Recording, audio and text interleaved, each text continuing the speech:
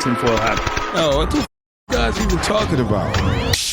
Global controls will have to be imposed, and a world governing body will be created to enforce them. Welcome to Tinfoil Hat. We go deep, homeboy. Aaron, open your mind. Drink from the fountain of knowledge. There's lizard people everywhere. That's some interdimensional shit. Wake up, Aaron. This is only the beginning. Dude, you just blew my mind. Are you ready to get your mind blown? Revolution will be podcasted. All right, and welcome to Tinfoil Hat, live from the Wise Wolf Gold and Silver Studios. That's right. Go to samtripoli.gold, use the promo code Tinfoil, and you too can get it on the Press Metals game for as little as $50 a month. And we thank the Wolfpack Gold for sponsoring the show. Also, June 18th is the big 1000th episode. Tickets aren't up yet, but look out for them. I'll let everybody know. That should sell out, so it should be a fun time in Austin at the Mothership. Very excited to have our guest on. She's been on numerous times. All of them have been absolutely banger episodes. We're very excited to have her back. She's got a new book out. She's going to tell us about it. The book is called, here we go real quick, The BlackRock Bamboozle. Please welcome my good friend and soon to be yours, Susan Bradford. How are you? Hey, Sam, I'm doing very well, thank you. How are you doing today? We're doing great. I got a little sore throat. Daddy's been grinding a lot, so I'm taking a beating. But outside of that, glad to have you back. It's always wonderful episodes to talk to you. For those who may not be familiar with your past appearances, can you tell us a little bit about yourself and where our listeners can find you? Absolutely. I used to work for the mainstream media, but I'm now an independent journalist and author. I've written over a dozen books, and you can find them on my website, which is susanbradfordbooks.com. All right. So, Susan, you do a lot of what I would call hidden history. I think you've come on, you've talked about Confucianism, I think in the past you've talked about the royal families and the replacement of them by these, I don't know, lizard people, right? I don't know how else to describe them. And today you want to talk a little bit about BlackRock. So where do you want to begin? Okay, right now we're dealing with this recent Epstein document dump, and I think this is wonderful because it confirms everything that we've been talking about over all these years. It provides a lot of the confirming evidence. But what we're looking at here is a network of child traffickers who are also aligned with, like, they're the same kind of extended networks of the arms traffickers, the drug traffickers, the money launderers. It's one big crime syndicate that centers around the city of London. And this is a network that has overthrown and infiltrated governments around the world, banking and institutions around the world. It's the same network that created BlackRock. I kind of trace this network back to its origins, which it traces, from what I can see. I know that there are a lot of different tributaries, but the main core that has created this transatlantic, national crime syndicate traces back to the Reformation in Europe, and it begins in Holland. I'd be happy to kind of share how that happened. Yeah, I think you could sum up the last 994 episodes with the two sentences that you said there, which is basically this giant crime syndicate all goes back to London. I think that's 100%. Winnie Webb today said that she felt that the releasing of all the sex stuff is basically a cover for the arms dealing and the and all that stuff, to focus on that, not all the death and destruction. And I'm before we get into the origins, I think there's a lot of people, and I'm not saying I'm 100% right, but I just kind of have this feeling right now that there are forces at work outside of the elites that are pushing a lot of this stuff out. if we live in a dualistic reality, light and dark, male and female, no matter what they tell you, it's male and female. That leads back to Epstein, by the way. All this trans stuff leads back to Epstein. Oh, yeah. He's working with this one scientist, I think Harvard or somewhere, and he funded the whole thing. So, again, that's Baal worship, that's Baphomet worship. Again, these old gods from Babylon, okay? So, but, the truth of the matter is that sometimes what the elites like to do is like, they like to make us believe that they're behind everything, that it's their hand that's doing it. And I do believe, and it's a possibility, not saying it's 100% correct, but it's a possibility that there are light forces behind a lot of this stuff coming out. And we are entering an age of enlightenment. It will get janky. Could be a depression. There could be a lot of that stuff, but this is what happens when the old system dies and the new system comes through. And I don't know if I was talking to Johnny about this. Maybe I'm broken sin, but part of me believes, or was on whatever this is. Part of me believes that some of this disclosure going in with Epstein stuff is a movement to get rid of the old guard. They've fulfilled it. They're no longer producing. They're just taking money. They no longer produce anymore. Great examples, P. Diddy. I think it could be the reason why the Clintons are now going to be testifying if it actually happens. Out with the old guard. Everyone they're outing is 70, 80 years old. Out with the old guard, in with the new guard. So let's begin. One quick question. Do you think those are good elites? Like, it's still elites, just good elites? No. Other type of... I think it's all the soldiers of these dark gods, these old gods from Babylon. All their soldiers have aged out. Yeah, you said it. Those soldiers, right? It's like it's like the mafia where those are expendables. Yeah, it's out with the old. You're no longer producing. In with the new. And so I think I know everyone's losing their mind right now, especially the normies. We're kind of like, told ya, right? When you were talking about that, I'm patting myself on the back, but it's like, I think there could be a movement. I mean, that's why P. Diddy was taken out. He's making all this money on royalties, but he's not producing anything. So let's begin, Susan. Where do you want to start? Just also to answer to what you said. I mean, this old system has bankrupted governments, the world over. They've created scarcity, and meanwhile they're just, as you said, they're producing nothing, but they're hoarding all the money, and so the system that they created isn't working and it's falling apart. So I think you're right. It's going to be clearing away of the old and bringing in the new. Okay, so how did the city of London acquire this control? So basically, where it starts is that it started during the Protestant Reformation, when the Catholic Church, specifically the Habsburg monarchy, which was Catholic, began to crack down on with the Protestant Reformation, which was Christians that were trying to sever away from the control of the Vatican, and this gave way to a lot of openings for the people, specifically the Sephardic of Spain, and they were told by the Habsburgs that you either convert to Christianity, to Catholicism, or you have to leave. So those who didn't convert traveled over to Holland, which was in the throes of a Protestant Reformation. So they joined up with the Protestants, and they founded, they overthrew the government, and they founded what is called the VOC, which is the Dutch East India Company. And this was the first government corporate hybrid in the world.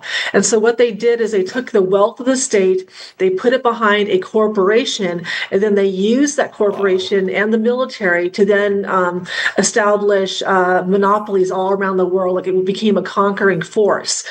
And then once they had acquired all of this wealth and power, they were very mercenary, they were very parasitic. They then went over they went into England, which is also going through a bit of a overthrow or a rivalry between the Protestants and the Catholics. So if you can imagine that within England, the monarch is the sovereign.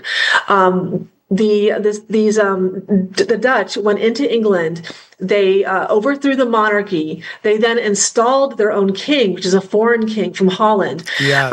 They then said you can accept that crown, but you have to only if you agree to allow the parliament to control the purse.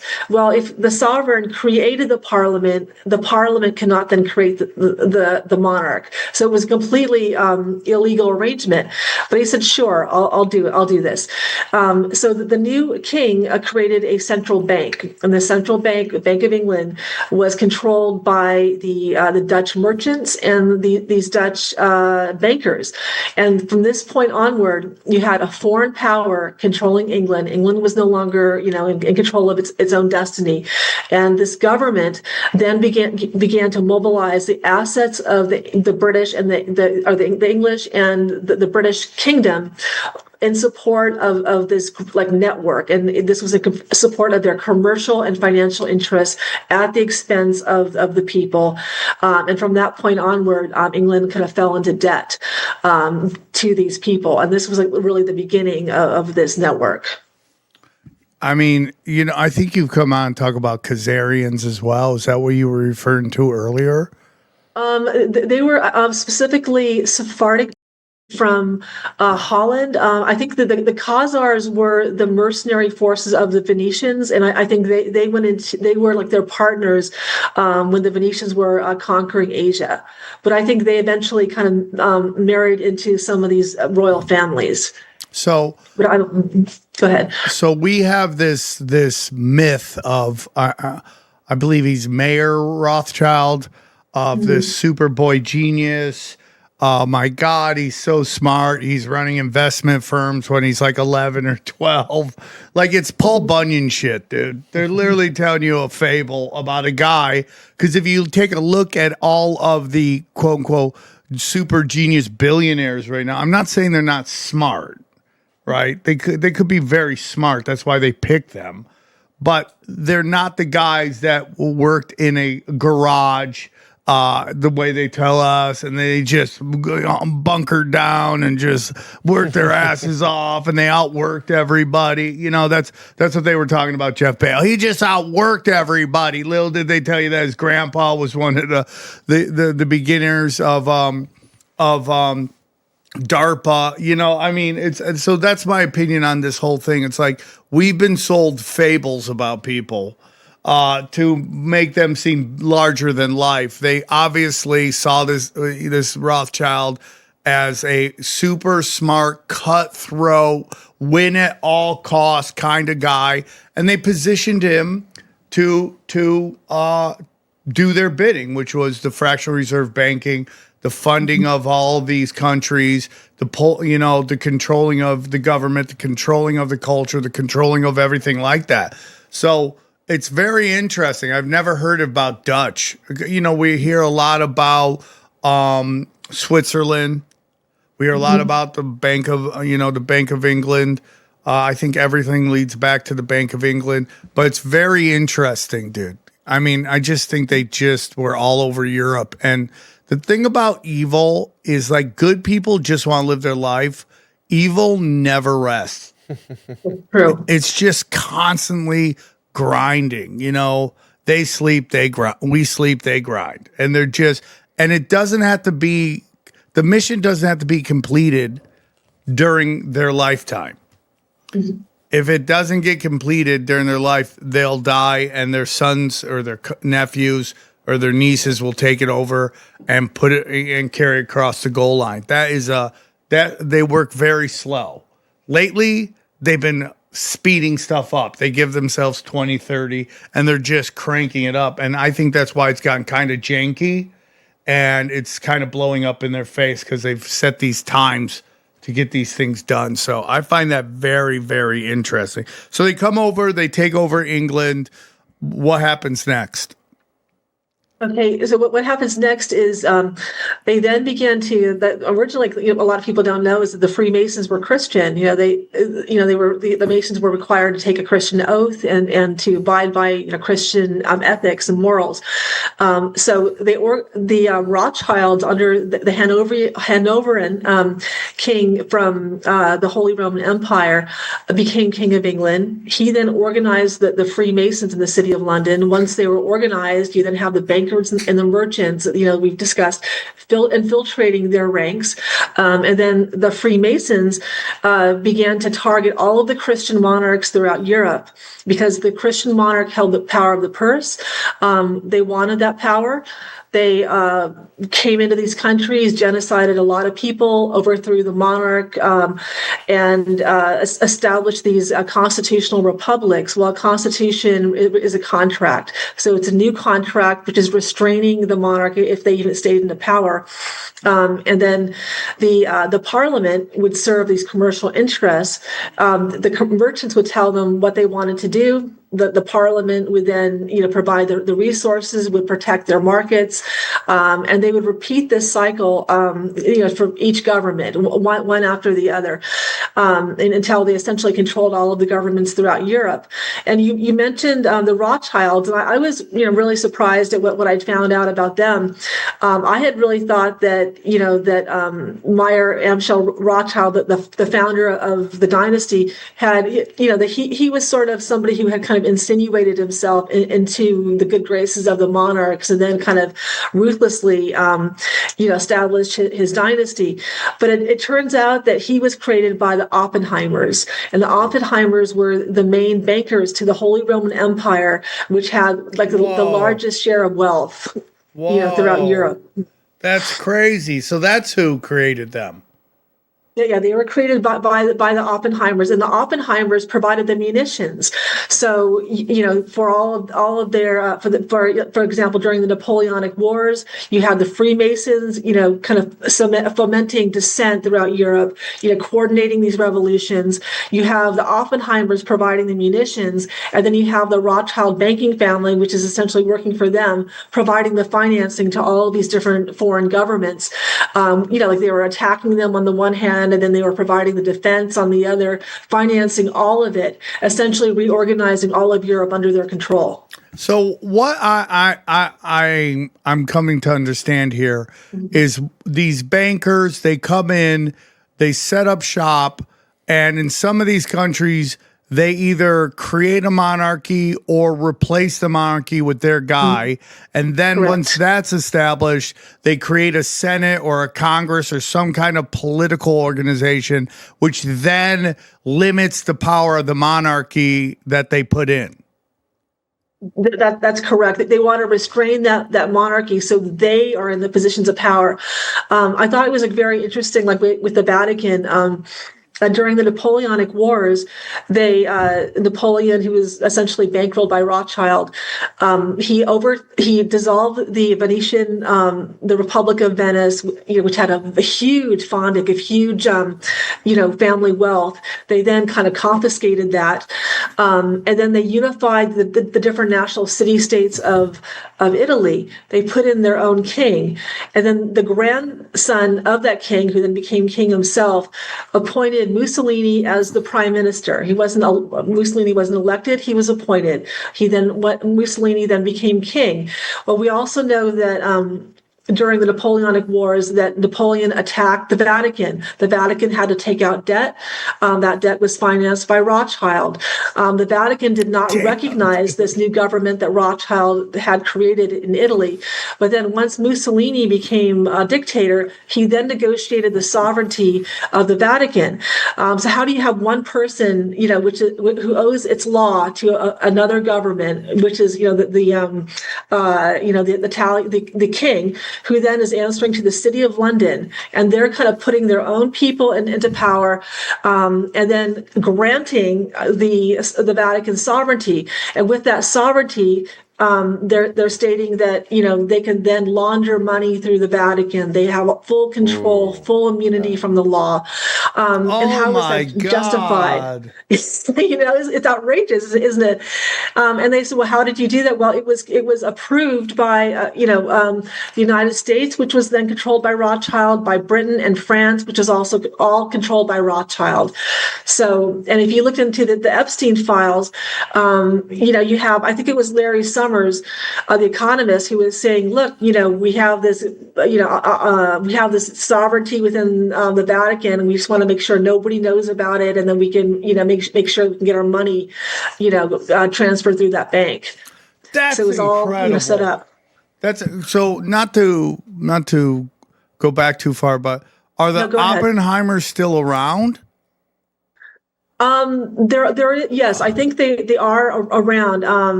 Like the Warbucks. I don't know the extent to which they still hold influence, but I would imagine, since the Rothschilds are so prominent, like they are the pinnacle of all of this, that I would imagine that the Oppenheimers, probably do as well, and that they're more of a shadow force. Yeah, those are the ones who run shit. Are the ones you don't know anything about. But that is so crazy. So, there's this whole discussion on who runs shit and who's running this, who's running that. The low-hanging fruit is Jews. It's very easy to blame. They're positioned everywhere. So, and they probably are working, to basically work with their own and set themselves up, which, like in Hollywood, I don't really care. I mean, people like, dude, you're in Hollywood. I'm like, I don't care. I just really don't care. It's just, they created it. They can run it. Just stop telling me you don't run it. That's the gaslighting is the annoying thing to me. Don't tell me my eyes and my ears and the wisdom of my experiences aren't right. Okay, you can run it, but low hanging fruit. Everyone, it's so funny. We had Comedy Chaos last night, and one comic was there, and this billionaire came with the hottest chick. She was IDF, and everyone was like, "Ugh," right? But she was so hot, dude. Yeah. She was so hot. It was really funny. But the point is, it's like even within, we've had friends on that are Freemasons. We've had Muslims. We've talked to Muslims before, and it's like at the street level.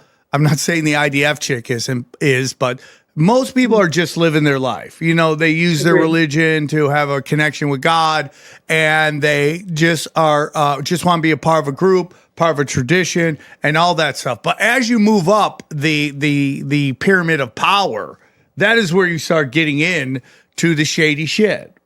That's where like all the demonic, the Baal worshipers, the Moloch worshipers, and all those people, that's where they are. And so, like, you have these people on the street level fighting with each other, blaming each other for everything when they're not really even doing anything. It's the people at the top who wear these religions as masks, whether it's Judaism, Islam, Christianity, Catholicism. I know Christianity and Catholicism are both Christian, but they seem to have a different flavor to me. Oh, yeah. Freemasonry, all this stuff. Mormonism, the same thing. On a basic level, on a street level, they're just living their lives. It's as you move up to these things, up these ladders, that's where all the shady stuff happens. And that's why these religious wars happen. Because the street starts protecting the elites who are doing all the crazy stuff, and they internalize, oh, you're going after them, you're going after me. It's like when that one senator or congressman was like, the Rothschilds are controlling the weather, and then every Hollywood was like, they're saying to control the weather. And then it came out that the government is controlling the weather. So it's super interesting to me when I listen to all this, because it's like, I love my Catholic friends, but man, the Vatican is shady, dude. Shady. It's so shady. I mean, all the symbology all over the place, symbolism. As a Catholic, it's shady. It's shady, I think we all know it's shady. And it's like, it's hard to tell them that. I mean, and then they destroy it through all these sex scandals, and everyone's like, what? And then they have a problem with God. That's all done on purpose, dude. That's the detach you from God. But you're totally right. They go in there and they just basically take over, and then they do their deeds and they let the people on the streets fight with each other. And the fighting with each other kind of deflects from them. Like you're so busy, removing each other, weakening each other, that they become more powerful in the process. But I think it's important, to really recognize the patterns. Like, we have like the Bank of International Settlements is the bank of the central banks. I don't know if you know Catherine Austin Fitts. Yeah, we love her. Yeah, I do too. She was saying that the 21 trillion or so that was stolen from the federal government is holed up within the Bank of International Settlements. Well, then how was the BIS created? Again, you have a revolution. The Swiss cantons were kind of united into a new Swiss federation. Who were the revolutionaries? You have some of the Italians who were controlled by the British, but ultimately, this whole network snakes back to the city of London. So the federation takes form, and then the Swiss federation, which was establishes a new sovereign, a new law, essentially under Rothschild, then grants the charter for the Bank of International Settlements, creating like a sovereign bank that cannot be audited. You cannot, you cannot impose insurance guidelines. You cannot, you can't. Well, there are many laws, but you cannot hold them accountable for anything. They are above the law, and this is where like all the central banks of the world have to answer specifically to the Bank of International Settlements. So you have like a foreign government essentially that is above all the other governments, above all the law. But then at the very foundation, it was created through very dubious and illegitimate means. Hey guys, you guys know what I've been telling you forever. They're printing so much money, you so many dollars that your cash isn't going to be worth anything. So you should stabilize it now. Get into precious metals. Let me tell you about our good friends at Wolfpack Gold, Wise Wolf Gold and Silver. Let me tell you about them. If you're paying attention, you know that de-dollarization is real. Fiat is fake, and you don't want to be left holding the bag when the dollar collapses. Gold and silver has been money through all of recorded history and are an excellent way to protect yourself from inflation and geopolitical turmoil. That's why I trust my friends at Wise Wolf Gold and Silver for all things precious metal. Veteran owned and an A+ rating by the Better Business Bureau. No transaction is too big or too small, and you can even roll over your 401k or IRA into physical gold and silver. And if you think you can't afford precious metals, think again. With the Wolfpack monthly membership program, you can get gold and silver delivered directly to your door for as little as $50 a month. Wise Wolf Gold and Silver also deals in and accepts Bitcoin. So go to samtripoli.gold, promo code tinfoil at checkout to receive free constitutional silver. And remember, in the world of bulls and bears, be the wolf. The Bank of International Settlements is the greatest argument on that Hitler was a British agent, is that you have them extracting 25% of the wealth from Germany, and everyone wants to convince you he's fighting the bankers, but he never goes into Switzerland. Ever. I mean, that is the bank doing all the damage. It was basically set up to extract wealth from Germany. They did have a plan to invade Switzerland, but you're right. They never did it. They never did it, dude. And they're like, oh, they got mountains. That's why they didn't go. Oh, but they went into Russia in the winter. They were okay with and they got wrecked, to be fair. Yeah, they got wrecked. That's the point. Like, it was, no one goes in the, I know they went in there earlier or like before winter, but they were going to fight in winter. You don't go into Russia and fight during the winter. It's a seasonal sport, okay? You got to go during the spring and summer. But, I mean, that thing controls everything. And, like, it's so interesting because I think 99% of the people don't even know about the Bank of International Settlements. And those who do heard about it in the last 5 years. You just don't, nobody talks about it. It's so protected. Another sovereign state, too. The Bank of International Settlements, another sovereign state, really not part of any country, even though it's located in Switzerland. And they have this vast underground tunnel system as well that not many people are aware of. That's another one. And then, of course, you have Larry Summers, who's a recurring presence through all of this. after the you know that most of every communist revolution, every fascist movement goes back to the City of London. It's all coordinated there, and it's all part of their their strategy. But the City of London, working hand in hand with Wall Street, financed the Bolshevik Revolution, installing essentially Rothschild in control of the Kremlin. But through the Cold War, the Russians actually reclaimed control of the Kremlin. So once the Cold War was declared over, Larry Summers comes in as the economist for the World Bank, devising a shock therapy that kind of overthrows puts Russia into chaos, allows Rothschild's people to then, establish themselves, as the reformers within the Kremlin. You have Larry Summers moving over, to Harvard as the president of Harvard University. Oh my God. It's all like one big network, and Harvard, I don't know if you know this, but Harvard works hand in hand with the USAID providing all of our funding, which is going to these foreign nations. So you got all that going right through Harvard with the advice of Larry Summers. And of course, Larry Summers' relationship with Jeffrey Epstein and so forth. But they placed their people into positions of power. They then unleashed the federal tap. So all of our funding goes into Russia, controlled by them. Then you have these Russian oligarchs come up. And, it's been said by investors like Bill Browder that Vladimir Putin, who was installed by Larry Summers, that Vladimir Putin, or that the oligarchs hold all of their billions for Vladimir Putin, and Vladimir Putin in turn holds it for Jacob Rothschild, no longer with us, but Jacob Rothschild was the patriarch of the Rothschild dynasty. He was also a business partner of Larry Summers, so it kind of comes full circle. So the question I have to you, and I got into the debate with a good friend of mine, and I think I got a little overly excited in it, but there's this whole thing that Putin is. Do you think he's? I don't know. I think he answers to Rothschild. So I think that I know that Russia is Christian, that they had aspired to be like the Third Rome, where they wanted to spread Christianity throughout the world.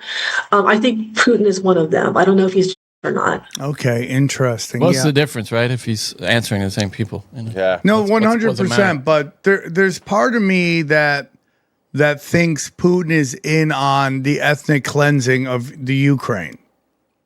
And when 1 million people died, that's sacrifice to Baal, sacrifice to Moloch, and like the whole thing about, that the Ukraine will become new Israel. There'll be greater Israel, and then there'll be new Israel.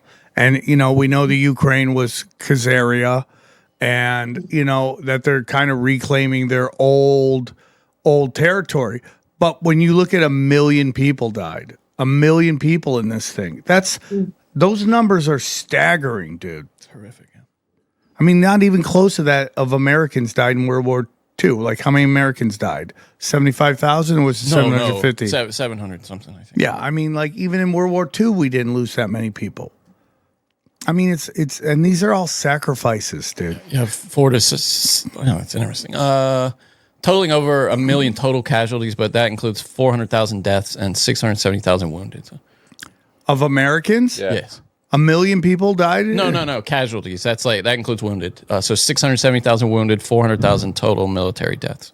Damn, dude. It's a lot. Yeah, it's all sacrifices, dude. And we got in late. Yeah. I mean, what, 17 million died in Russia in World War II?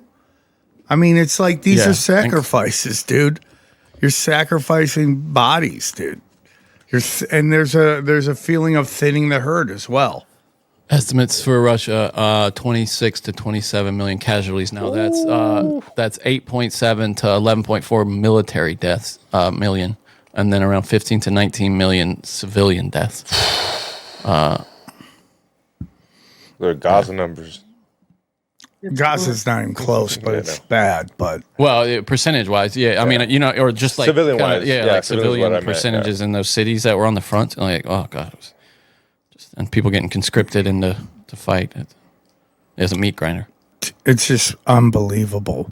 So Millions of people. and the Napoleon's War was there. That's how they grabbed England, right? They basically told everybody England lost the war when he really won the war, and they bought all the bonds, and that's how they established control of the Bank of England. I think that's how the Rothschilds control the Bank of England, or they control, they control the market, and then they also control the Bank of England, Parliament, and they're able to buy breeding rights into the royal family, a 200-year contract. And that started with Queen Victoria. And she was either a Rothschild herself, or it was alleged that she bred, like all of her children were like Rothschild bastards from, I think it was Nathan Rothschild. And then her children were then bred into all the royal families throughout Europe. And then those royal families were like a subversive force who then began to tear away at the fabric of the Christian monarchs, setting the stage to, bring in these new republics. Dude, that is so crazy when they made a breeding contract. I mean, that's as like animalistic as you can get, dude. Like when Johnny, I sent a video of a bull being sent into like just a herd of cows. And I'm like, oh, I've never been so jealous. And Johnny's like, you don't want anything to do with that, dude. It gets really ugly. But that's basically the same thing that they're doing. I mean, that is insanity to me, breeding themselves into the royal bloodline. They wanted their own families to run the world. Most of these leaders, if they're not very deeply tied into them, they are part of like an extended breeding program of their own family genetics, like where they will place their own bloodline into positions of power. They'll have them maybe bred within like an ordinary family. They rise up from nothing to being the head of state, with very few people suspecting what they are. Hitler's one. Stalin's 100. Mao Zedong. Really? Stalin's one too? Stalin's one. And then it was alleged that Bill Clinton is another. Obama? Would you say Obama as well? It could be. I mean, I haven't followed Obama, but it's been alleged that he is descended from Hitler. I don't know if you've confirmed that or not, but he was one of. I'm in. Let's go. Let's do that. Like it was Angela Merkel. But I know that with Obama, I mean, that's the rumor. But I know with Obama that his father worked for the Rockefellers, and I think that the mother was, if I'm not mistaken, she worked for USAID. Oh yeah. And I think the father was a sniper for George H.W. Bush, so I think he got in that way. But there are different allegations, which I haven't searched with regards to Obama. But I do know that one, the Rockefeller connection. I have seen that meme before that says Obama's mother looks a lot like Hitler's wife, Eva Braun. Eva Braun. It's interesting though. They all say the women around Hitler said that they weren't intimate with him. Like, or that's they like there are secondhand reports from the people who talked to the women around Hitler, and they were all.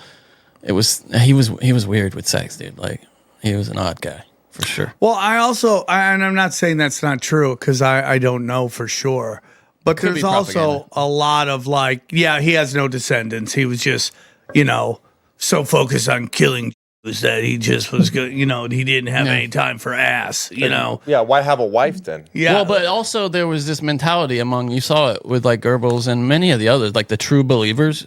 They didn't want their kids to live in a world where, I mean, this is what we're told. Where they lost, yeah, where they that was Goebbels.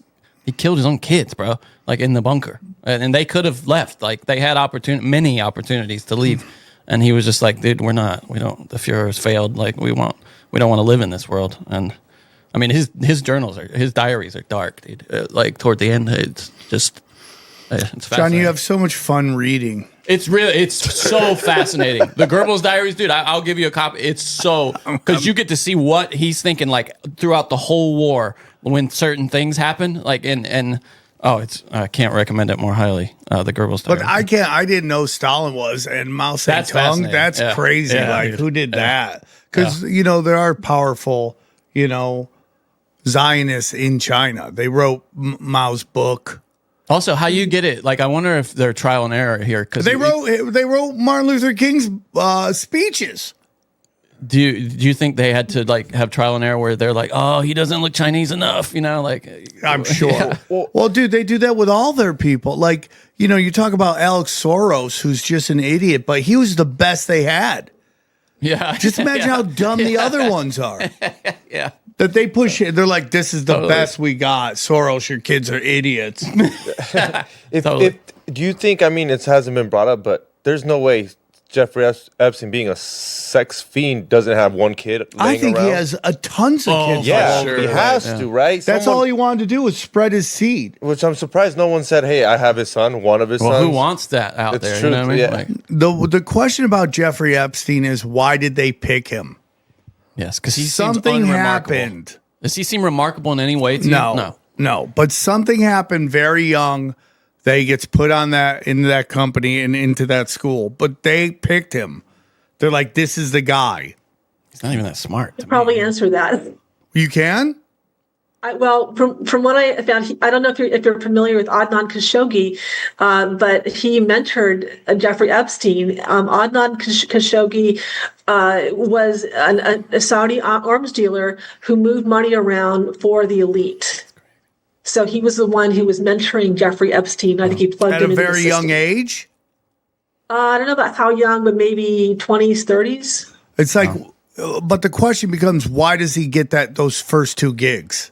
Yeah. Why does he That's get true. brought into the investment firm, and why does he become a teacher when he can't even, like, he's not, he wasn't extraordinary in any of that stuff, but they picked him. Just like Clinton. Clinton catches an SA charge at either Princeton or Oxford, wherever he went, and that's how he gets on the road to where he is. They have him. They got him on that charge. They're like, listen, we're going to make this go away. You just got to work for us. It must be something like that. It has to be. That's the thing that with P. Diddy.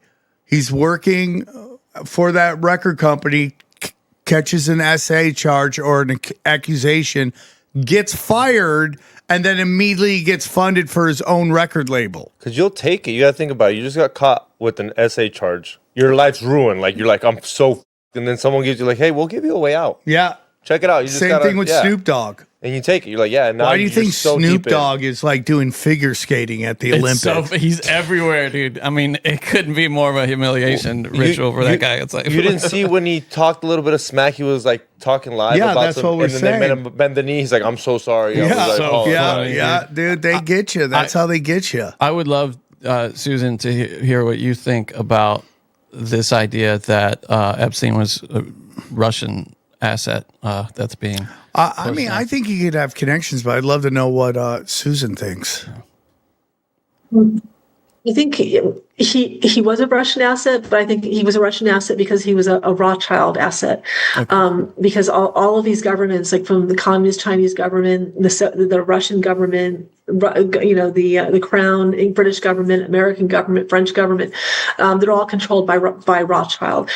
So I think if he was moving money back and forth, I think he was.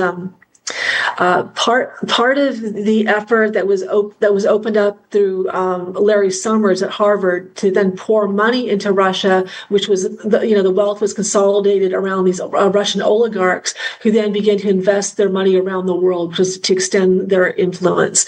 And after the Cold War, Russia became like the center of the transnational crime syndicate, like all the different crime syndicates going to work through there. So I think he was passing intelligence between Russia and Israel and all these different governments. And it wasn't really done on behalf of any country, because I think these individuals are working for themselves and they're kind of tapping into the assets of those countries, like they're taking out their wealth, their resources, the money, for the view of establishing like a global monopoly on commerce. Of course. So I don't know if that makes total sense. That answers your question. What really resonates with me and what you're saying, and I felt this. So I remember maybe 5 years ago or 8 years ago, there was this big headline: Russia kicks out the Rothschild banks. And I go, man, that sounds super shady to me. But if you're trying to get the population behind somebody, you kind of set this theater up. Again, it's like, it's like with Hitler. It's like people always go, well, they had the most prosperous economy out there. I'm like, yeah, because they needed those bodies for the meat grinder that was coming. So you get this guy to be presented as a savior, and everyone will do anything he says. So when World War II pops off, they'll just run headfirst in wherever direction he points to. So it's like, so when I heard that the Russians kicked out the Rothschild Bank, it starts to make sense to me. It starts to make sense. But do you think it's all theater with the international banking cabal and their hatred of Russia, their love of China, but their hatred of Russia? I think it is theater, and what's very interesting about that, where you mentioned that the Rothschilds were kicked out of Russia. That was actually, I think, that might have been leaked on the QAnon posts or 4chan boards. But then Reuters, which is controlled by Rothschild, they issued a correction. They said no, it was not. The Rothschilds were never kicked out, and they showed the banking networks that they had within it. But I think they have to maintain the theater. The theater kind of controls the public consciousness, because I think if the public understood the truth, then they would be able to, see clearly and remove these people. So in terms of, why do they hate Russia? I think there were like pogroms in Russia going way back. There's a lot of persecution against the people. So I think the people, maybe they might feel revenge, like they want to take the revenge out against them. And I think that Russia has always been a heavily resistant force to them. Like during the Civil War, our Civil War, the Rothschild wanted to kind of divide up our country into two different sections, and then have a government over each one of them. And Russia put a stop to it. So they have been our shadow ally for many decades, if not centuries. And I think that since they are kind of resistant, like the people are resistant, and their royal families have been resistant to the agenda, that has made them a target in turn. So we get into the Civil War. We see the big Tea Party kicks off the revolution. You say the revolutions are basically used to just to diminish Christian power and I don't want to say control, but following. Is that part of our revolution, do you believe? That's a really good question. Interesting question. I think what happened is that we had a very amicable relationship with the British monarch. They were providing a support for the colonies.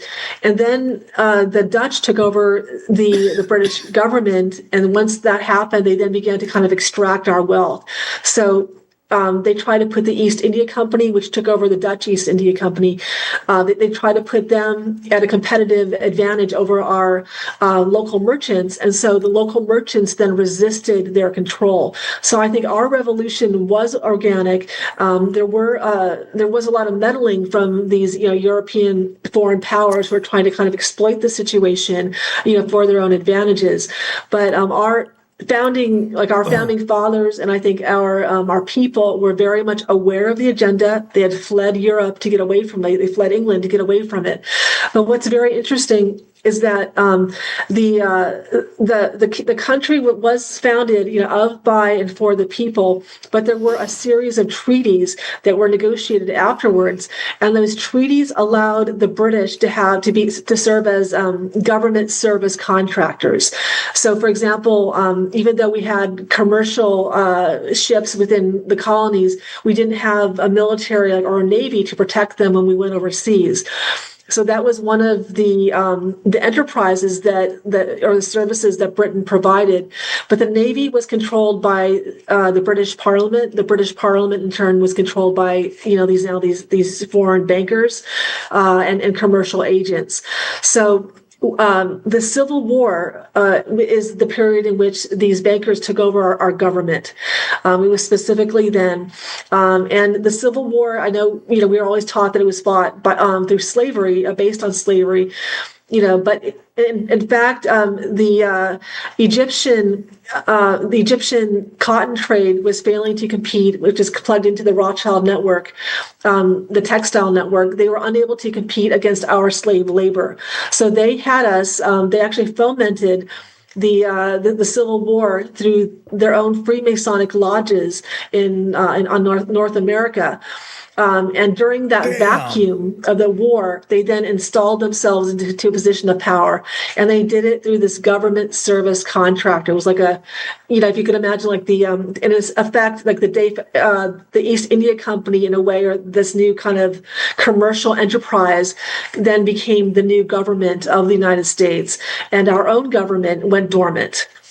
And so that's why we now have a government that no longer serves, is no longer of by and for the people, but it's of by and for this corporation, this network.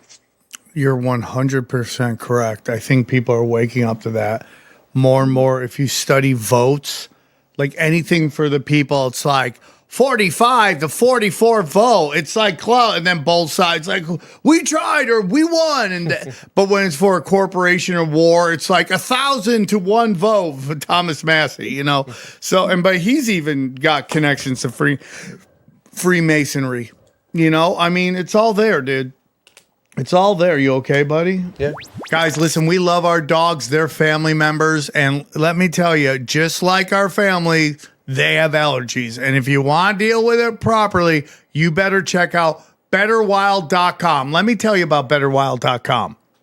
Guys, listen to me. You know me. I'm trying to get in shape. I'm trying to lose these man-chi-chis. I'm trying to do whatever I can to live a better, healthier life. We have health experts coming all the time on here all the time trying to tell us the best way to optimize our health. Well, guess what? I'm also doing that with my dog.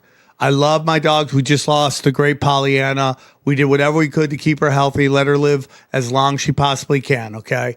And if you love your dogs, you got to take care of them. You got to take care of their health. And that's why there's no better place to go than betterwild.com. I know my dog is always scratching its ears. It's prone to ear infections. It gets rashes. It's eating grass and all this stuff. And Better Wild has allergy relief soft chews. It's a supplement designed to support your pet's allergy defense system by strengthening their digestion. Better Wild allergy supplement chews have a special blend of wolf probiotics called Ancestral Advantage that support long-term allergy relief by strengthening their natural defense system. Yeah, listen, and it's important because, listen, our dogs are living better than ever. I mean, my dog lives a better life than I do, okay?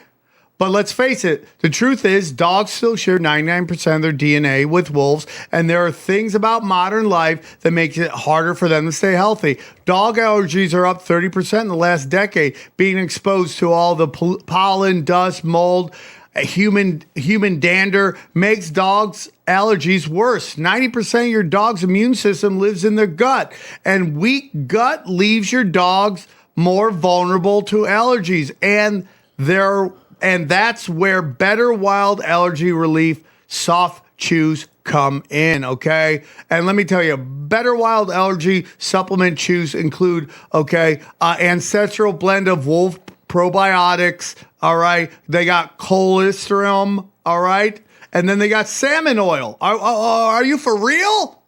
That's what we're talking about. We're talking about Super Blend for your dogs. It's the best. So Better Wild is committed to helping your dogs with science-based, veterinarian-approved solutions that you can feel great about. So right now, Better Wild is offering our listeners up to 40% off your order at betterwild.com/tinfoil. That's betterwild.com/tinfoil for up to 40% off your order.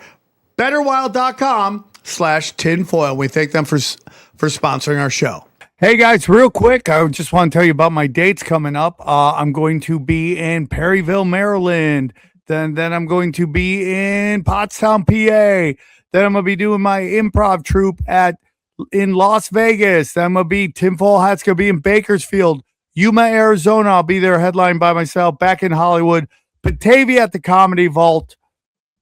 I'm going to be in Toronto, Dallas, Fort Worth, Huntington Beach, Albuquerque. Then the 1000th episode of Tinfoil Hat will be live in Austin at the Mothership on June 18th, Lawrence, Kansas, Tulsa, Oklahoma. Then we're going to be in Austin, Texas in December. So if you get a chance, buy some tickets, see me live, and back to it. Back to the show. It's crazy to me. So I mean, I thought during the Civil War we kept out the banks, or is that just theater? Because later on they sink the Titanic. All these billionaires who are against the Federal Reserve.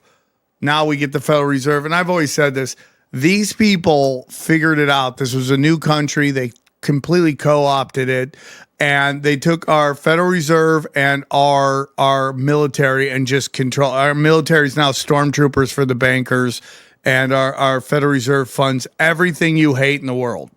Everything you hate, there is banker money behind it. That is true. After the Civil War, they then began to have like railroads, which were built on this government corporate hybrid model. They were like governments in and of themselves, but essentially the bankers from that point onward were in control of our government. So we know like there are examples of this. Like for example, the Federal Reserve. They lacked the full quorum to they were required to have they had one senator and one congressman who voted for it with the president. They lacked a quorum, and yet it passed unanimously. Yes, they said on Christmas Eve.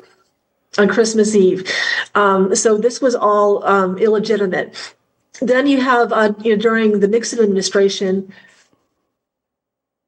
During the Nixon administration, during the Kennedy administration, established the USAID. But they wanted to launch the fiat currency at that point, but there was too much resistance against it because they're saying, well, if you have a fiat currency, you're going to have unlimited spending. You're going to have the inflationary and all the problems, the corruption, all the problems we have today. So the bankers within the City of London kind of manipulated the markets. They primed the pump so that when Nixon came into power, they then were able to launch the fiat currency. And the person who did this, who was the big champion, was Peter Peterson. And Peter Peterson as was the Commerce Secretary. And then after he returned to private office, he then founded Blackstone, which in turn created BlackRock. And BlackRock, as you know, is now the vehicle for this kleptocracy where they're printing money out of thin air. They're sending it all over the world to the USAID, to dictators who they've put into positions of power. They're doing it under the pretext of development. But essentially that development is like developing we provide the money, we the American people provide the money to establish markets and corporations for them. They then reap all the profits, and then they come back in turn and then buy up influence within their own countries, within our country. So it's been, like one big kind of a money printing saga. And one of the first kleptocrats was the Filipino dictators, Ferdinand and Imelda Marcos, the lady of 1,000 shoes. And the person who moved her money around the world was Adnan Khashoggi, who in turn mentored Jeffrey Epstein. So it's like one big, syndicate where they're kind of extracting the wealth principally from the U.S. and then distributing it around the world. Dude, this is so crazy, especially when you look at how the media paints Khashoggi. They're like, he's just a journalist, and you assassinated him with a bone saw. Oh, what?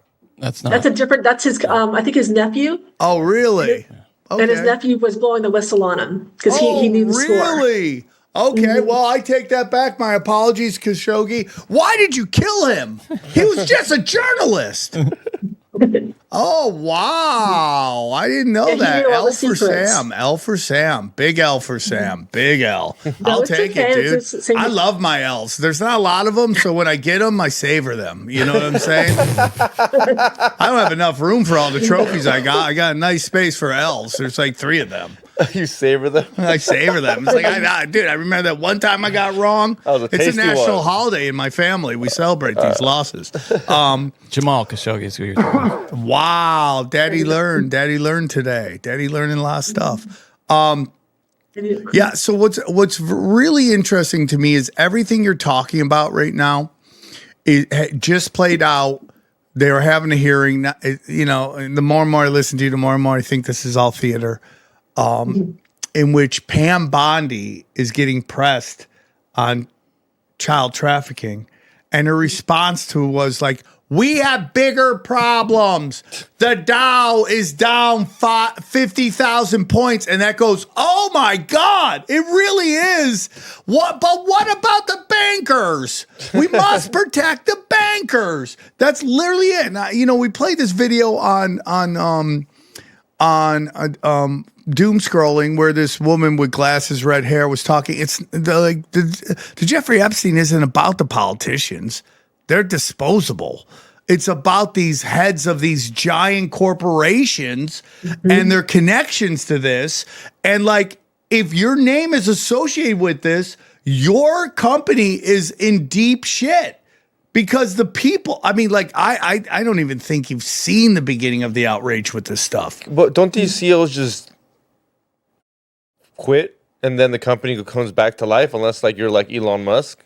Like, what would happen? Like, let's say Elon Musk is on the list. Yeah, but how deep does the line go? Like, how many people in the chain were associated with Jeffrey Epstein? Like, but it's like if your company has a guy that has like emails going, hey, dude, how young is she? Which is like this hilarious thing about boomers is like, why are you emailing these questions? Like, why are you like, hey, man, you got that torture video? Like, I'm not trying to make it's suspicious. Almost, like truly. Like, but it's like new technology to them. They don't realize that this is a paper trail. Well, I mean, I thought they're doing it because they wouldn't text. Is that something you would text something like, hey, we just... Well, email is less secure than text, even. I mean, at least like iMessage is encrypted end to end. The email is, you know, you'd have to actually have your device and have it unlocked. Yeah, but if you go to an 80-year-old, tell me about encrypted... Well, but these are like the elites, though, bro. You'd think if anybody knows how to keep it would be an elite pedophile would know how to keep his shit. I don't know, down. dude. Well, I think they're just great at one thing, like banking or whatever it is, or being and they a pedophile. and they don't know how to do anything else. That possibly. I mean, the other thing too is that you know, they control the tech companies. So I think they thought, well, even if we were hacked or it's in our servers, this will never come to light. Nobody will ever see, you know, this will never see the light of day. Yeah. It's crazy to me, dude. It's crazy. And like what they said was going to happen is happening. People are just, I mean, like who? So have you seen this thing where like all these senators saw more, the unredacted names and saw more emails and they all left there shook, like just shook, you know? Because isn't the UK doing something about it? Like the UK's doing much more than we are. Like we're bunkered. We're like we're like not nudging our leaders because it's all them, and it's just like these people who are protecting who are defending Epstein and defending Trump. You know, and listen, dude. I mean, I like Trump too, but it's like what you're telling yourself, trying to convince yourself, is that a guy that is completely surrounded by corruption and deviance is somehow a lighthouse in a sea of shit. I think Maxwell's going to get pardoned. I don't think say, after this, dude. No, I think she's going to say Bill didn't do anything and Trump didn't do anything. I don't think so, and dude. Since she didn't... How could they, though? We know everything she did. I mean, she did. I think she's going to be sent to an even worse place now. So you don't think she'll squeal? I don't think she's bunkering down? No. And she's going to be like, plead the fifth? Dude, if you were a prosecutor that gave her a deal right now, your career's done. Yeah. And God, I mean, Trump could never pardon her. Yeah. I mean, he's already losing his base. It's just crazy to me how everyone's like, the Democrats are going to win the midterms. They're in it too, dude. Like, they're behind all these riots, which again goes back to USA ID, goes back to the Federal Reserve, Soros, and all this stuff. I mean, they're just, it's like, maybe don't vote for either of them. You ever think about that? Just vote for, find a third party and just vote for them. And if it gets worse, it gets worse. But at least you're not playing team sports, man. I mean, it's just crazy to me. Like, listen to Pam Bondi scream, and some people think she's John Benet Ramsey. You're not going to get the Ring camera for your dog? No, that's crazy, dude. That's a different story. It's a different story. Yeah, I don't want to get into it. We'll talk about it in the breakdown. But so let's get into the now real quick. Okay, well, I'll ask you at the end. But let's get into BlackRock, because now BlackRock has emerged as this kind of voice or this brand that is connected to everything. You know, is it Larry Fink's put in charge of the WEF, or I thought it was that weird Nestle guy with the dead eye? Have you seen that dude? He looks like something from the Terminator. The James Bond movie. Yeah, he looks like. But again, here we go with a guy, Larry Fink, where they're trying to convince us that his parents were just like shoe cobblers or something like that, right? They're like, he just was a shoe salesman in the valley. That's literally what they're trying to convince you. And then somehow this guy grows up and is the most powerful man on planet Earth, or of the names that we know. So where do you want to start with BlackRock? Is it this guy? Is that who we're talking about? Yeah, the guy with the weird Terminator eye. Yeah, that's it. Well, that is weird. What is that? I think he was promoting taxing water. Oh, yeah. He said water should be a commodity. Yeah, he said water is not a human right. I mean, dude, they're just psychopaths, dude. They're just psychopaths, you know? Okay, so where did Larry Fink come from? Well, I thought that the interesting connection with Larry Fink is that his family was very close to Michael Milken, who was the junk bond king, and Michael Milken was he still to this day, he and his foundations are very influential at the center of the syndicate. But his brother Stephen Fink worked very closely and was involved in a lot of businesses with Larry Ellison and Michael Milken, and I think it was through those connections that Larry Fink was kind of elevated to the position that he was in. He worked for First Boston, which was then connected to Credit Suisse. Again, we have a Swiss bank account, and these networks were kind of plugged into the crime syndicate, essentially. He was the one who devised the mortgage-backed securities.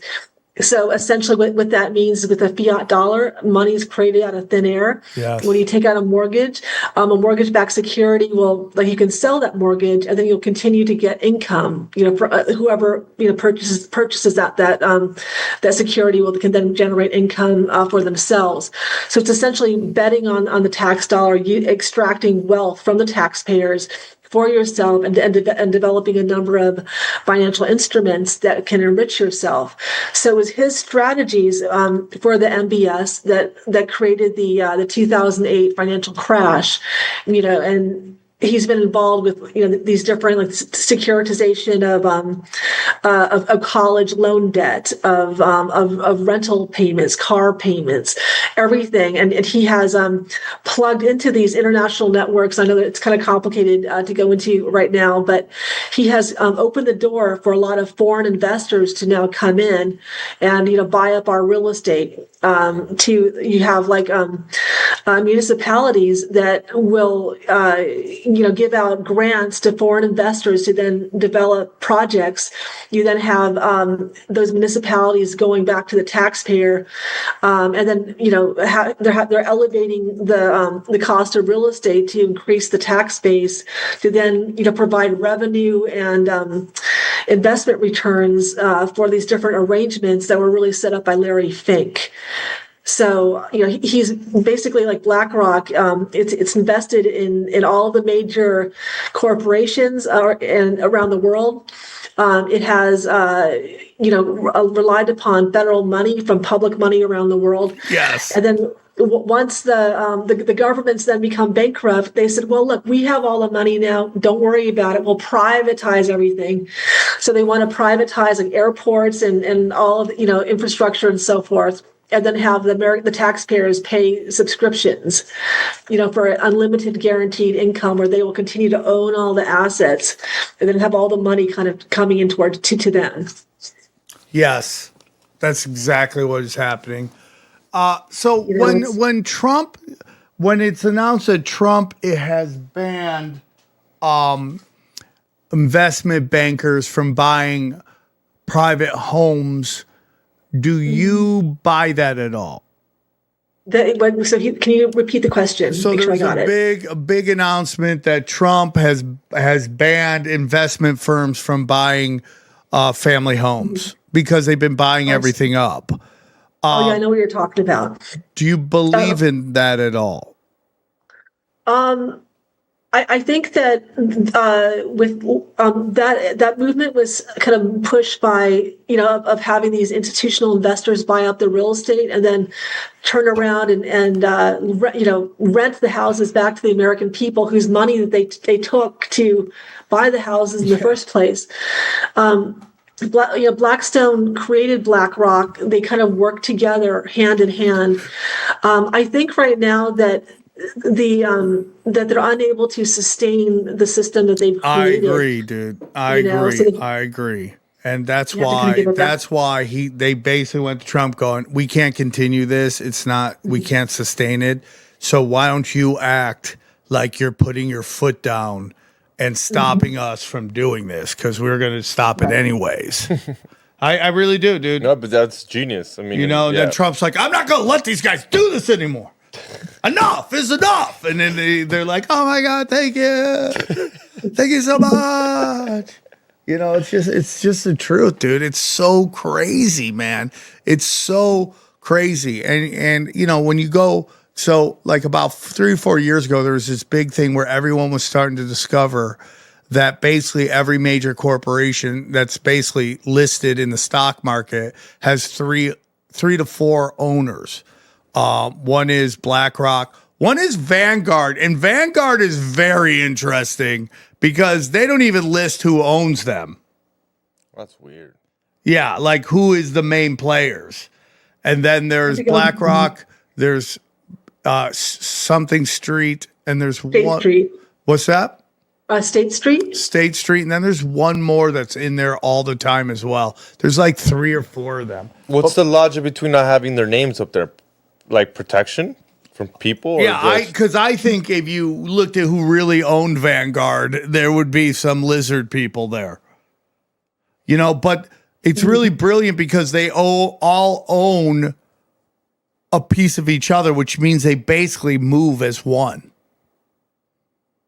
Vanguard's not owned by the investors though, like the clients. But there's someone at the top. You mean like who's running the company? Who's running the company and who's like really profiting? You know what I'm saying? Like they were talking about how like basically what is it like, Johnny? I don't know the number, but you heard it. Like that guy was on this news and he kind of like, 90% of the stocks aren't even available to the average person, and the report just sat there like either shocked because she didn't know that, or two, she couldn't believe he said that out loud. Well, trading is just rigged to begin with. The whole thing is bullshit. I mean, have you heard? Do you remember? It was like 14 years ago now. I think it was like 2014 when it was revealed for the first time in a book that all the trades that retail people were making were being front run by organizations that could send in trades faster than you. So essentially, they saw what you were trading,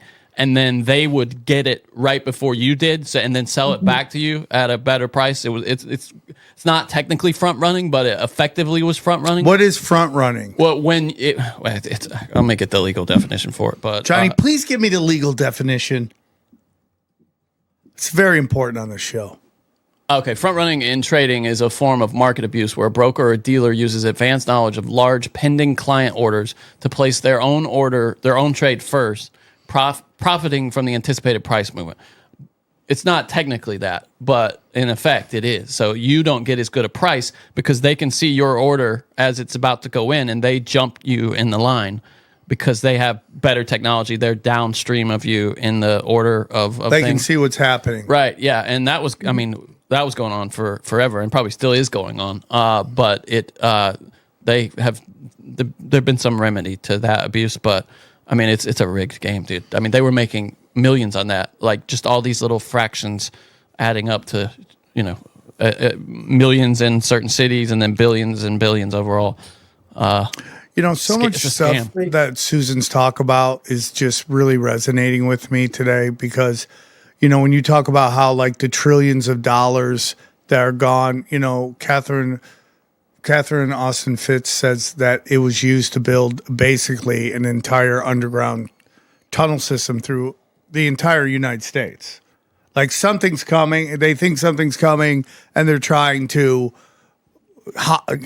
get ready for it. But it's like, who wants to live with these elites forever, dude? They're like the most useless people out there. They were just born into wealth. Parasites. None of them are interesting at all. Parasites is the word. Did we lose her? No, I'm here. Okay. I'm here. Computer. None of them are interesting at all. It's like Mark Zuckerberg's making a bunker. It's like, okay, there's a giant catastrophe, and like Mark Zuckerberg and Jeff Bezos are the only ones who survive. It's like, doesn't seem interesting to me at all. Yeah. Like, no, thank you. I don't want to live in your Fallout world. But what is it? That worries me though. When you hear about the people like that building bunkers, like that concerns me some. Of course. Yeah, Johnny, if that nuclear bomb comes, I'm fair catching that shit, okay?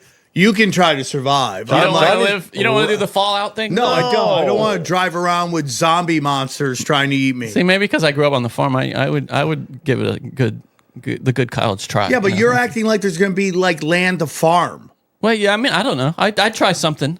I'm not going down without a fight. I can tell you that. Yeah, but you say you're going to give it a try, and then once then you're I'll stuck. just die of You're like, starvation. I tried. Exactly, and then what happens when you figure out that this shit sucks? You're going to commit suicide. I hear starvation is a psychedelic adventure. So okay, all right. Oh, you're going to fast your way out of it? We have Susan here. Stop with this. We'll talk about that after. But sorry, Susan. But what is? But I think. Okay, go on, Susan. Sorry. No, I'm just going to say, I think you're talking about how they're all building bunkers. I think that, I think they're afraid because they know what the things that they've done to get to the power that they have. We're talking about genocides of millions of people, stealing everybody else's money. I think that they're afraid, and once the truth comes to light, that they will be targeted. Okay. That's why they're building the bunkers. I want you to pin that, hold that thought, because I want to end on that. But so let's not forget that point, because that's a question I want to ask you. Okay. But before we get to that, so Larry Fink, what is his story? Like, is he really? So he got a degree in like political science or something like that. Wasn't even in finance. Why him? That's always my question. It's like, why these guys? What did we know Alex Soros? He's son of Soros, so. That's why they picked him. And he was so bad, they had to bring in Hillary Clinton's lesbian lover to handle him. That's literally what Huma Abedin is. He gave one speech. It was so bad that they're like, nah, we need somebody over here to basically puppet you to do. Anytime he talks, he sounds like the dumbest dude. And he's the smartest of the Soros. That's how bad that group is. People automatically think the kids get, look at Michael Jordan's kid. They couldn't ball at all. No. They got every opportunity. They couldn't do it. Bronny James, too. Bronny James can't ball. It's always the mom that is like, how athletic is the mom? If the mom is super athletic, you got a shot. But the dads get rich and they meet these supermodels who are just hot. They have no athletic ability. It's also the drive too. It's a lot to do with the drive. Yeah, that's if you true. Rich, that's like. But separate conversation. Yeah, so, we do that. Let's focus on that. Larry Fink. Is there anything in his early life that made you go that you research? If you did research it, that they picked him. That's a good question. He was essentially the son of an immigrant, as you said. Born into a humble environment. His mother was a teacher. His father was a clerk. I think that he was born into an area that was kind of embedded within this syndicate. He did earn a degree at UCLA, but it was a syndicate that kind of plugged him into the Michael Milken financial network. And Michael Milken was with the junk bonds. The junk bond king worked with all of these corporate raiders who were tied to the syndicate using drug money, laundered money to finance corporate raids on their adversaries, to establish monopolies. crazy, so I think he got in with them, and that they were then able to propel his career. Now, he may have been a bloodline for all I know, but I'm not really aware of it. I think my sense is that it was his connection with Michael Milken that then set the stage for his rise. What's very interesting is within this email dump of Epstein, there's the famous email in which one of these Rothschild ladies says Hitler, like the Rothschilds had nothing to do with Hitler. And then there's new emails come out where she basically says the Rothschilds and the Epsteins funded Hitler, right? And the email's not supposed to be seen. So the question is, was Epstein of this bloodline? Yeah, and was that Epstein the same Epstein who's related to Jeffrey Epstein? Yeah. That's the question. Is that the people who did it? And Larry Ellison, I mean, like, is he a Rothschild? Is he a Rockefeller? He's definitely a weirdo for sure, but it's like he has been positioned in power because right out the gate, he gets a government contract for a company that barely's done anything. And he's getting a government that is handed to somebody that's controlled. We need a government contract. Correct. And I think Oracle was originally like a CIA government created government contractor. And he's now leading the efforts, with the Trump administration to develop this new Stargate, AI system. Why him of all people?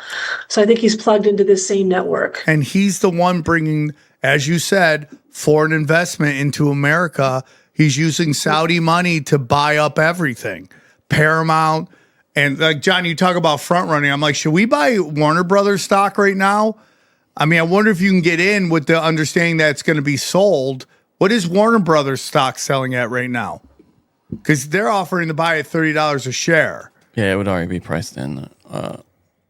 27, 29, 28, basically. Okay, you can make $2. You want $2? Yeah, because see, it's up 4% on the week. And over the past 6 months, it's up 160%. So it's already priced in. Oh, yeah, because something's coming. But one of those two entities are going to buy it. But again, Netflix started by the guy who was related to Freud, and connected to the guy who invented propaganda. So it's like there is a connection that Larry Fink, Larry Ellison, and Epstein has somewhere that they were chosen to be these guys when they don't seem that extraordinary, except for the highlights on Larry Ellison's hair. He looks like a real weirdo. I'm surprised he's not all over the Epstein because he has Epstein energy, that guy. He looks like he's into some dark shit. But why these guys? That's the real question is why are these guys the ones that they pick? It's interesting to me. I think if you look deep down, you'd find that they are connected into these different bloodline families. It's all bloodlines. They're all enriching themselves. It's all bloodlines. And you see that happening somewhat with the NBA. That's becoming very, very nepo. All the kids are now getting into the NBA, which is even more generational wealth, which is super. You see it happen all. I mean, like if my kids want to get in stand-up and I could help them, I would do it. Okay, of course you got to help your kids, but it's super interesting, man. So let's get into the question I wanted to ask you. Do you see, you talk about they're building these bunkers not to hide from a catastrophe, but to actually like escape from the masses. Do you see any chance of that happening? We see unrest everywhere but America, and the only unrest we see are people wanting to fight ICE. You have this giant tax fraud going on, going back to what you're talking about, using our taxes for everything but to help us. Yeah. I mean, like, talking to you, I go, yeah, they're lining their pockets, but they're really funding all these black ops operations. Do you see a chance where there's some sort of upheaval? I think we'll have to get to that point because people will be losing their houses, their jobs, their livelihoods, to the syndicate. And more information is coming out that they are, that they're trafficking their children, they're abusing them, they're killing them, potentially even eating them, doing horrible, horrible things. And then you can see that they've genocided tens of millions of people throughout the world through their wars and revolutions. That these are the people who are, they're involved in all of the drug trafficking, bringing in, these criminals into our communities, trying every which way to destroy us. I think that the reason that the American people have not responded is that they don't really understand what to respond to. They can't, like marching on the street doesn't accomplish anything. Voting in the next election doesn't accomplish anything. What I've tried to do is to show exactly how they set it up, who's behind it, where the illegitimacy happened, and then from that knowledge to empower the people to then take back their country, because I think it can be done legally. That if you challenge them through the courts, through their specific legal channels, that we can take it back. I don't think it will come through a revolution or rioting on the streets, nor do I think that would really be effective. So, I think they would suppress it pretty quickly. So if I put Susan in charge of the revolution, you think it's going to be done through courts? And are the courts controlled by these entities? They are controlled by these entities, but they also have to follow the law. Like the statutes that they have created and they have broken. They have broken the treaty rights that have granted them, the power that they have. And I think what I'd like to see is for us to get back to the constitutional republic, which is not in session right now. But it can be if we then follow, the law and the way that the system was actually set up and meant to, as it was meant to operate. And then once it's back in control, then we can then take back control of the financial institutions, the banks, and so forth, and then reorganize. Even I think AI is incredible, but it's in the hands of evil right now, and we want it to use it for the power of good, to help people rather than suppress them. But so with all these corrupt judges, do you have any faith in any of the courts? I mean, like the Supreme Court, they gave us the basically the ruling that allowed corporations to use fundings to basically buy up all of our politicians. I mean, the Supreme Court has done some great work lately, but do you guys have any faith in that? I mean, Kavanaugh's whole trial was a smokescreen for the fact that he basically wrote the Patriot Act. He was working with the Clintons on Whitewater. He thinks that the president is above the law. He doesn't believe in, warrant searches. He thinks the cops shouldn't have to have a warrant. I mean, do you have any faith in that? Does anyone here have any faith in the court system? I'm very nervous about that. Only at the I don't levels. have. Sorry. No, yeah, please. I was just saying only at the district lower and lower possibly levels. You at the lower levels? These are the judges that are letting out criminals who have like 25 arrests. Yeah, but some of them are, and some of them are not. Some of them are very decent. Like I know, like you watch on YouTube, like these really good. There are some really good judges, but most of them are doing like probable cause and shit like that. They're not, setting precedents and that kind of shit. But I think, yeah, it's a mixed bag for sure. But I have faith in some, and that's. It's the thing we're always talking about, right? Where you need to, if you want to affect change, you have to do it locally, and that's where it starts. I think judges have all the power. What do you think, Susan? Yeah, that's a really good point. Do I have faith in the legal system? Absolutely not. But I think that with enough awareness, I think once the knowledge reaches critical mass, where the public can see very clearly what happened and how it happened, why it happened, who was behind it. I think you'll have all eyes upon the legal system, and I think that they will be forced to do the right thing to adjudicate according to the law. And I think there are some good attorneys out there and some good judges out there. I would point to the Magnitsky Act that was promoted by Bill Browder, who became aware of the international money laundering that was going on and how Putin and his cronies were engaging in vast human rights abuses in the process, and he was able to get legislation passed through Congress, which did not want to pass it, to establish the Magnitsky Act that would essentially froze their money. That's something that the elite did not want to do, but they also know that their position is illegitimate, so they have to kind of accommodate us, and they can be forced to operate within the law and within the parameters established by the Constitution and established through the original constitutional republic. I'm not saying it's going to be easy, but I think that is ultimately the path, because their position is entirely illegitimate from root to branch. Explain that to me. Explain that to us real quick. How is it legitimate? I believe you're right, but why do you believe that? Okay, so our constitutional republic was established with the founding of the country, and then we granted Britain, a government service contract. I think it was through the Treaty of Paris, was through a succession of treaties that allowed that they gave them delegated powers. So during the Civil War, they took our legitimate government, which was unincorporated, and then they slipped in this government service contractor to operate as a legitimate government. But it's essentially a corporation that was working beyond its delegated powers. So in essence, they're trying to operate within commercial statutes when they should be operating according to the constitutional law,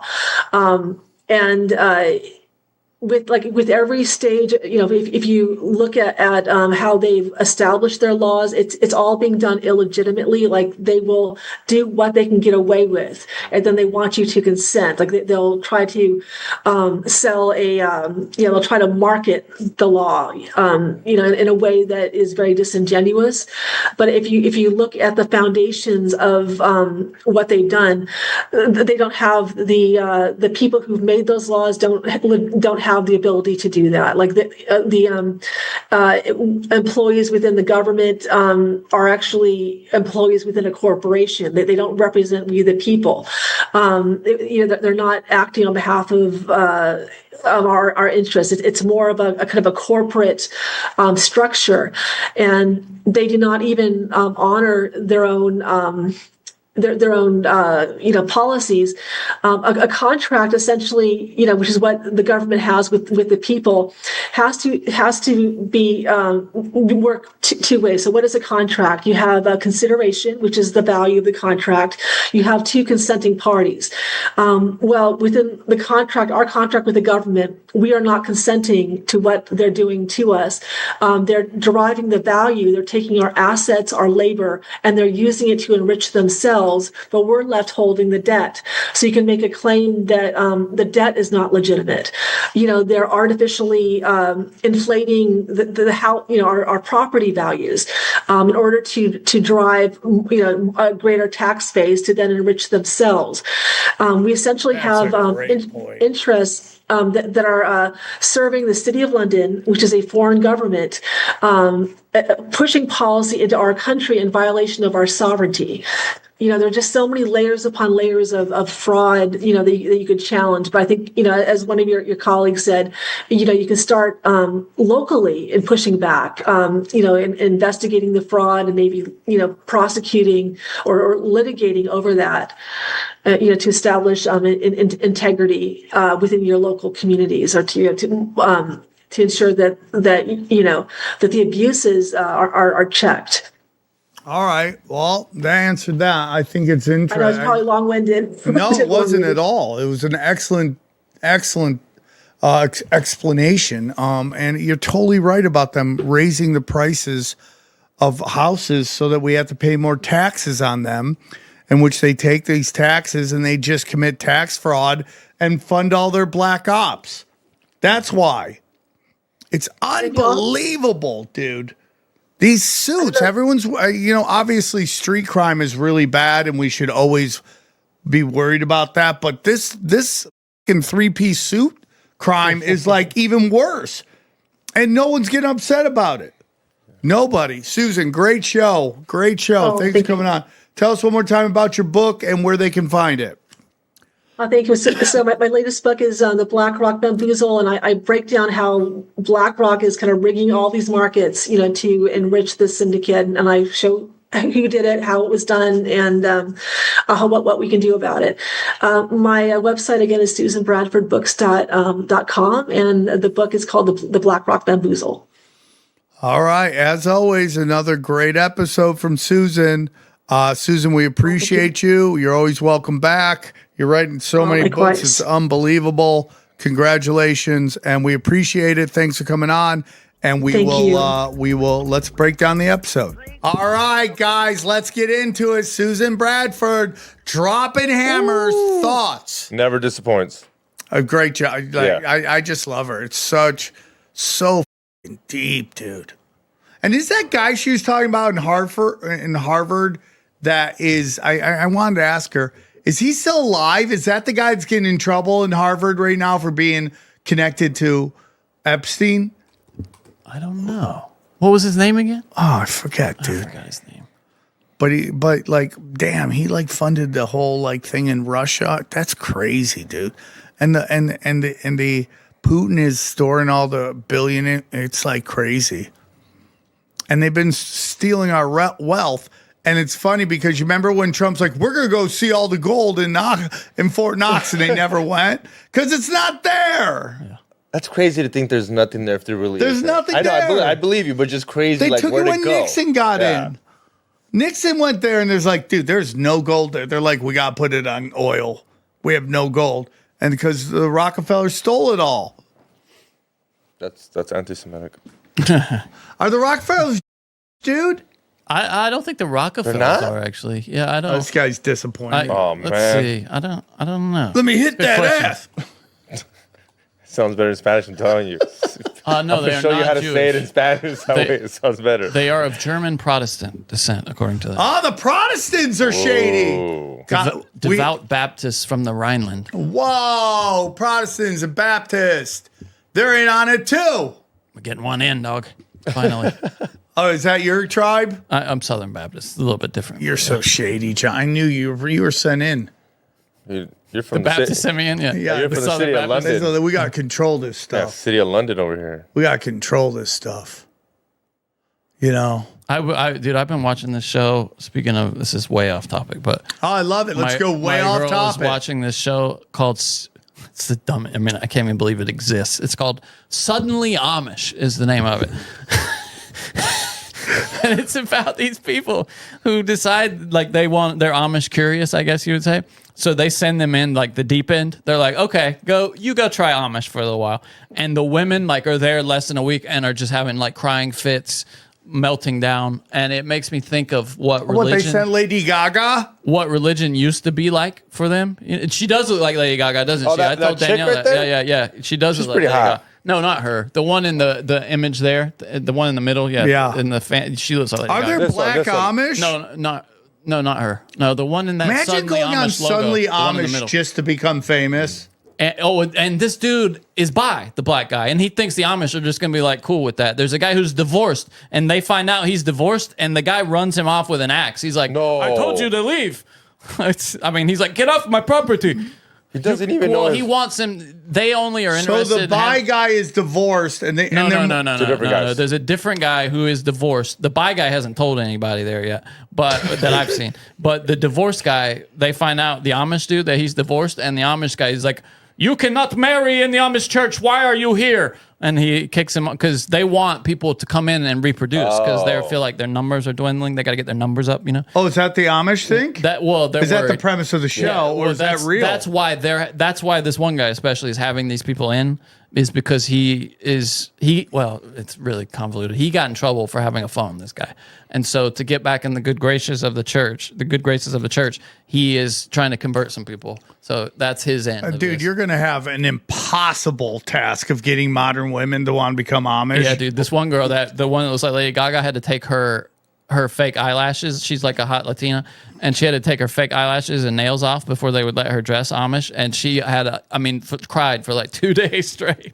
No. It's the best. The show. It's unreal. What's it on? HBO? It's on HBO Max. Yeah, there's a guy that goes on a date with one of Suddenly these. Amish. I mean, it's the dumbest premise. And ever. she's suddenly Amish official trailer, and she's not enjoying it. The chick who looks like she bleaches her beehole. Yeah, well, she actually is. No, don't play it because we're gonna get in trouble. Yeah, but is that crazy? They'll show you a trailer, and then they'll copyright strike you. Yeah. But anyway, I can't. But the reason I brought it up, it made me think because this is how people used to behave, like who were religious. You know, they would live like they're still living like they're kind of like the equivalent of what would you say, like the Hasidim, right? Yeah. Well, that's why people rejected the organized religion because they just saw like it was, overbearing. They might be right. They're all pacifists, by the way. They don't do military service. None. They don't do any of that. They're way they might be right. Hate the government. They're and really it's like I don't know this girl here. We don't know what's going on. And is she on SSRIs? Yeah, totally. Like she's like pissed off. But like, how's your regular life? Are you depressed all the time? It's just this weird thing. It's like freedom versus happiness. And it's something I was talking to today to somebody about how like the average person cannot handle too much options. Just like we're in a culture of so many options that people are losing their minds. It's paralyzing. Yeah, and it's like if you get into the trans stuff, it's like, I'm older than everybody here. There were trans back when I was young, right?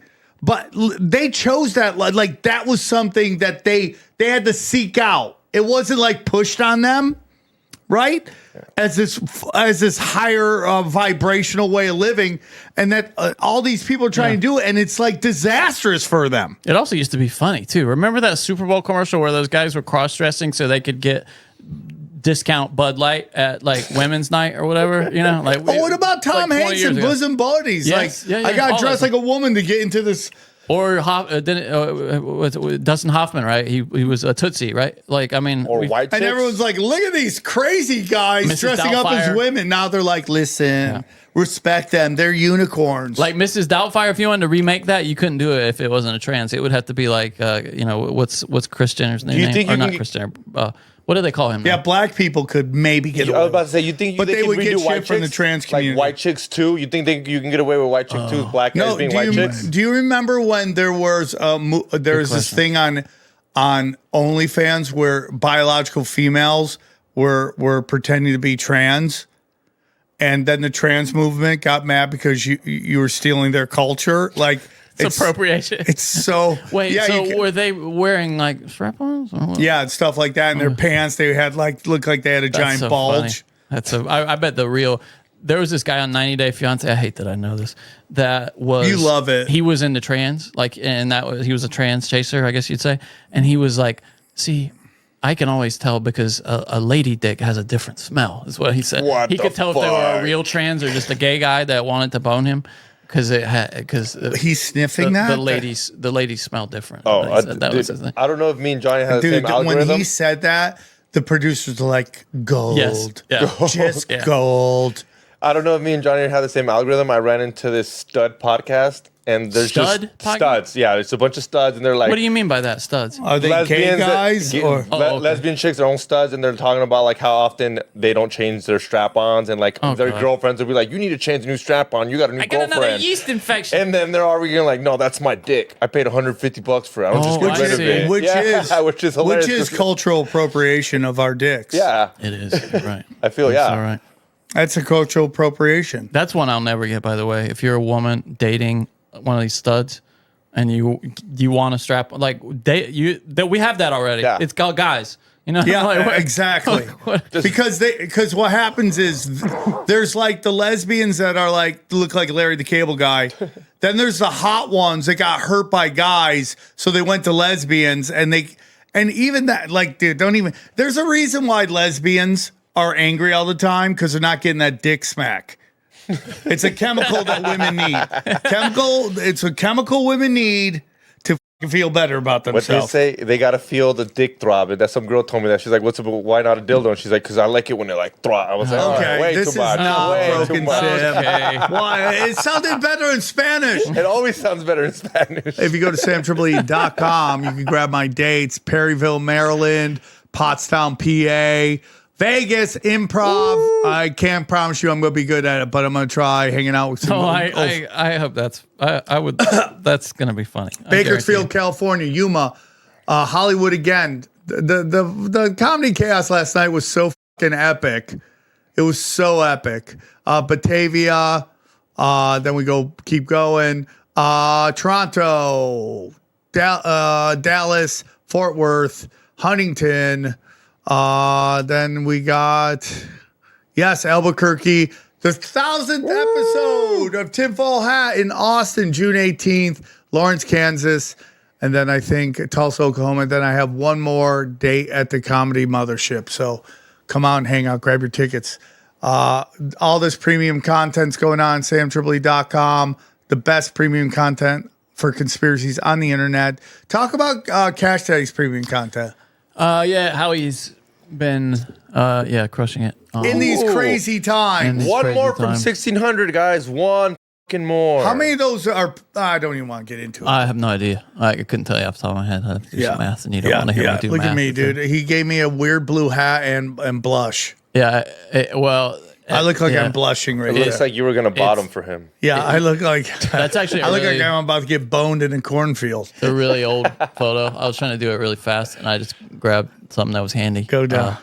Yep. So go check it out. I'm telling you, if you're looking to invest, it's a great way to invest your money. Yeah, he had a prediction. Did he hit? No. Well, he was pretty close. I mean, that's what New England scored. He missed what Seattle scored by. I had 29-14, and it was I had 28-14. It was 29-13. So go check that out. SamTripoli.com. Keep going down. Chaos Twins. I just got some write-ups right there. I'm going to be looking at today. Great way to support the show. Go back. Great way to support the... Long time coming for that. When are we getting our Chaos Twins? I'm working on it, dude. Oh, we got this in a hoodie? Oh, yeah, hoodie too, dude. I get my news from Sam Tripoli. Look at that thing. That's the back. Let's see, it's on the front. Oh, come on. I'm going to get that shirt. Is that going to be weird I don't give a shit. You wear your own shirts all the time. That's what true. are you talking about? I get my news from myself. That's what that says. You wear that disobey. Look at Modern Day Prophet. Come on, dude.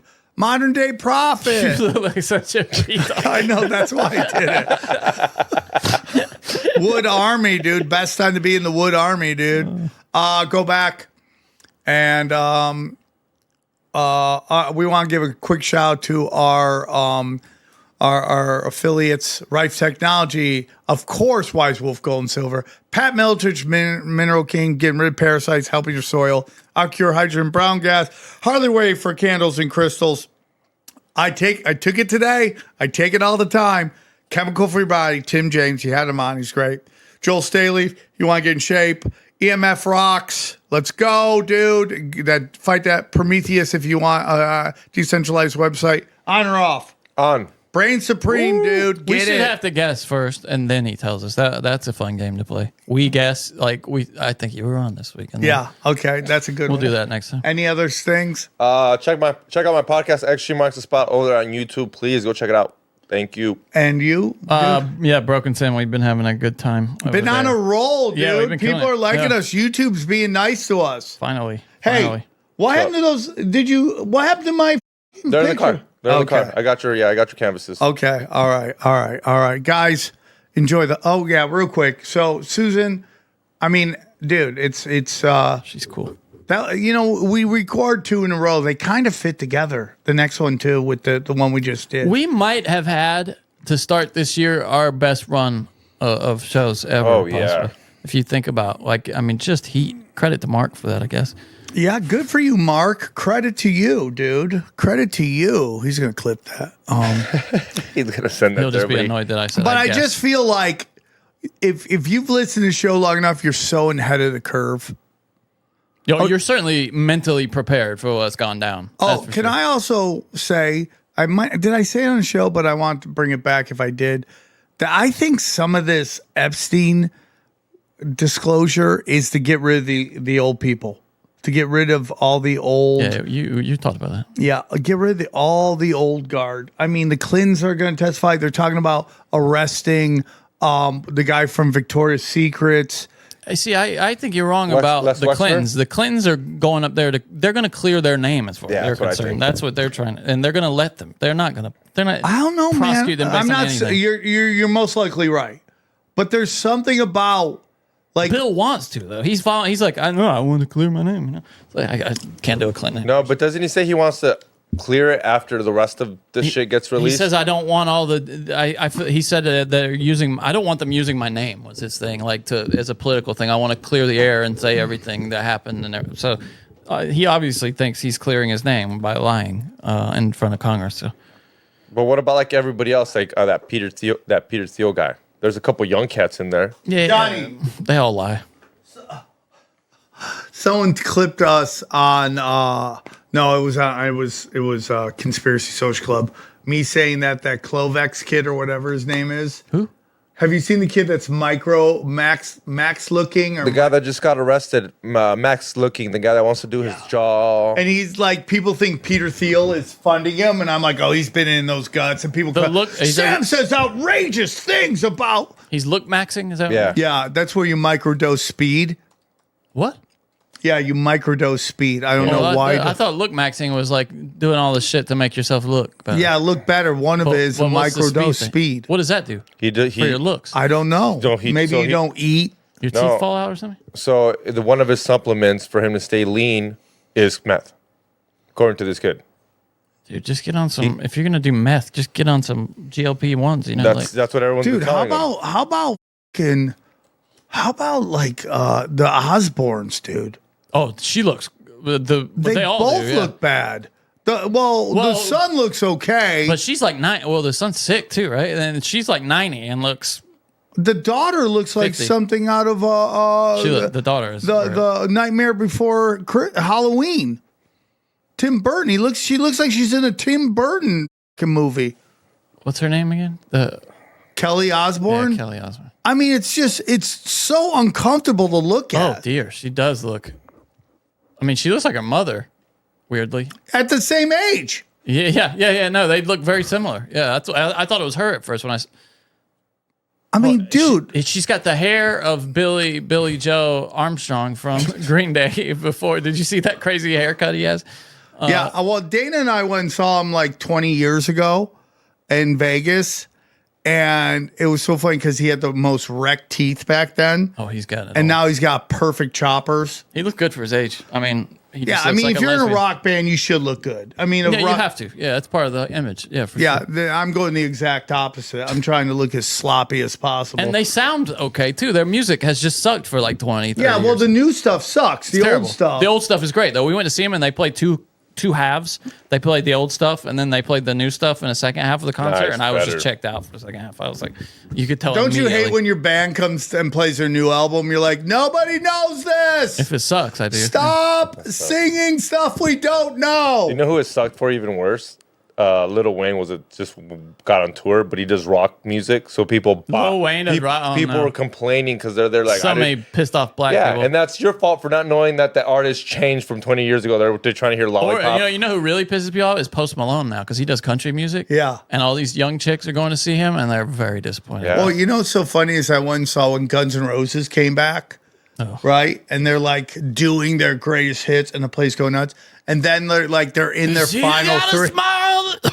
Seems to me. No, so they're doing like all the greatest hits from Appetite for Destruction, and they're coming to the end. It's the last three, and then bang, they just throw Chinese Democracy in there. What a disappointment! Has there been a bigger disappointment in rock and roll history than that album? Right? No, it was just because remember for years it was like fabled. It was like, oh, we're gonna hear Chinese Democracy. Dude, wait till you hear that shit.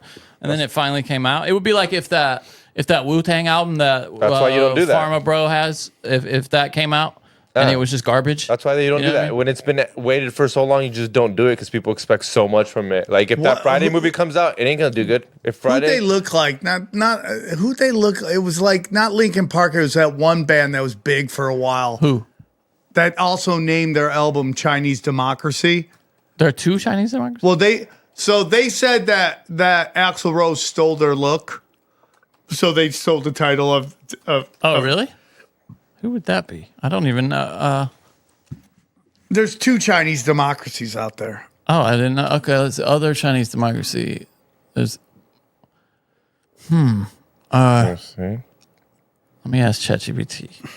And you're sure it's Chinese democracy, right? Well, I thought that's what they did. Maybe they decided not to. I can't find anybody like that. Let me see. Isn't it hilarious though that like they did white chicks, and then it turns out that one of them was like P Diddy's butt boy? It's like you just want to dress like a girl. Okay. Was it Offspring? Yeah, Offspring. Okay, it says in the mid-2000s, while Chinese democracy had become the endlessly delayed punchline, Offspring frontman Dexter Holland joked that they were considering naming their upcoming album Chinese Democracy, basically trolling Axl. Yeah. Okay. Did I ever tell you the time I went to Paquito Mas and Axl Rose is sitting there with like his mom just eating Paquito Mas? What is it? No, you're right. You got it right there. You said Pito Moss. Who was at Comedy Chaos yesterday? Oh, Gene Simmons. Yeah, Really? He stayed the whole night, the dude. whole night. Russell Peters talked about. He's been him around on a stage. lot. Like Yeah. I've been seeing him around places, like on TV and stuff. He's raising his profile. for some Yeah, reason. so some billionaire came with his IDF soldier, and it's like nothing kills my What do you mean by that? She's so hot. She How was do you so know that, hot. though? How do you know Because she was- everyone was talking about Oh, it. really? Okay. That she's in the IDF and just boner killer. I used to beat off to the IDF. Aren't all Israelis like forced to Yeah, join it the doesn't military? matter. You're committing genocide. I can't get hard to you. Yep, Sam can't get hard to My genocide. dick's not that discerning, I have to say. Yeah, my dick cares about human rights. Yeah, dude. She also Sam. I don't think Johnny saw her. I think Johnny would jump on top of it. Yeah, I believe everyone would. it. I There's mean, no I'm- guy there that wouldn't hump Except the for shit out of you. her. Except for you. Just Yeah, said I it. couldn't. He's I'm lying. like, oh, dude, I don't killers. You hear a tiny voice. All down there, right, like, guys, enjoy the highlights. Here's a clip from the latest Broken Sim. Godspeed to Bert. I hope that works out. I for hope you. he's okay, dude. Yeah, me too. Yeah. So this to me, I wasn't sure if it was real, and now I think it is because he's apologized for it. This is what your whole take on the N-word as kind of a psyop against black people and like why some people can say it and some people can't. It couldn't be better encapsulated than in this like 30 seconds, 20 seconds. So this is Tet McMillan, a great rookie receiver in the NFL for the Carolina Panthers, doing, I assume from the Super Bowl, some live video gameplay with someone called Yana J. I think she's a streamer or something. I don't know, Instagram star. And watch him celebrating here. Nigga, pick to the Baja. Pick to the Baja. Watch her go. Watch, she's gonna go. Is he black? Watch this. Pick to the Baja. Black. Yeah, talking shit. We won. Huh? We won. Okay, we did. He said, I don't know. I mean, just the dumbest thing I've ever seen in my life. Yeah. I Look at just it did again. David Lucas's story and his show, and I Nigga, told him pick- about Paul. pick to the Paul, bottom. does she have a Pick to the camel bottom. toe, by the way, when she jumps up? Nah, I don't know why. Twitter does this thing where it loads first in the crappy version, and then you have to wait a second for it to. Right. Well, I think it's loaded now. Nigga, pick to the Baja. Pick to the Baja. Can you say that? Is he black like me? Yeah, talking shit. We won. Huh? We won. Okay, we did. Is he black? I mean, it's so stupid. It's so dumb. Dumb people ruin everything. She's a great example of that. It's so dumb. Was that? Like, I don't know if have that. to decide- I have to decide whether I'm offended. Is he Yeah. black? No, he's not black. Does he look black? He looks Asian. He's He Hawaiian. might be He's half Hawaiian. black. He's Hawaiian. Hawaiian. I was telling the story. Paul Mooney called me the M word on Dave Lucas's show. I used the M word. He called me the M word. Like, what are we did doing here? What did Dave Lucas say?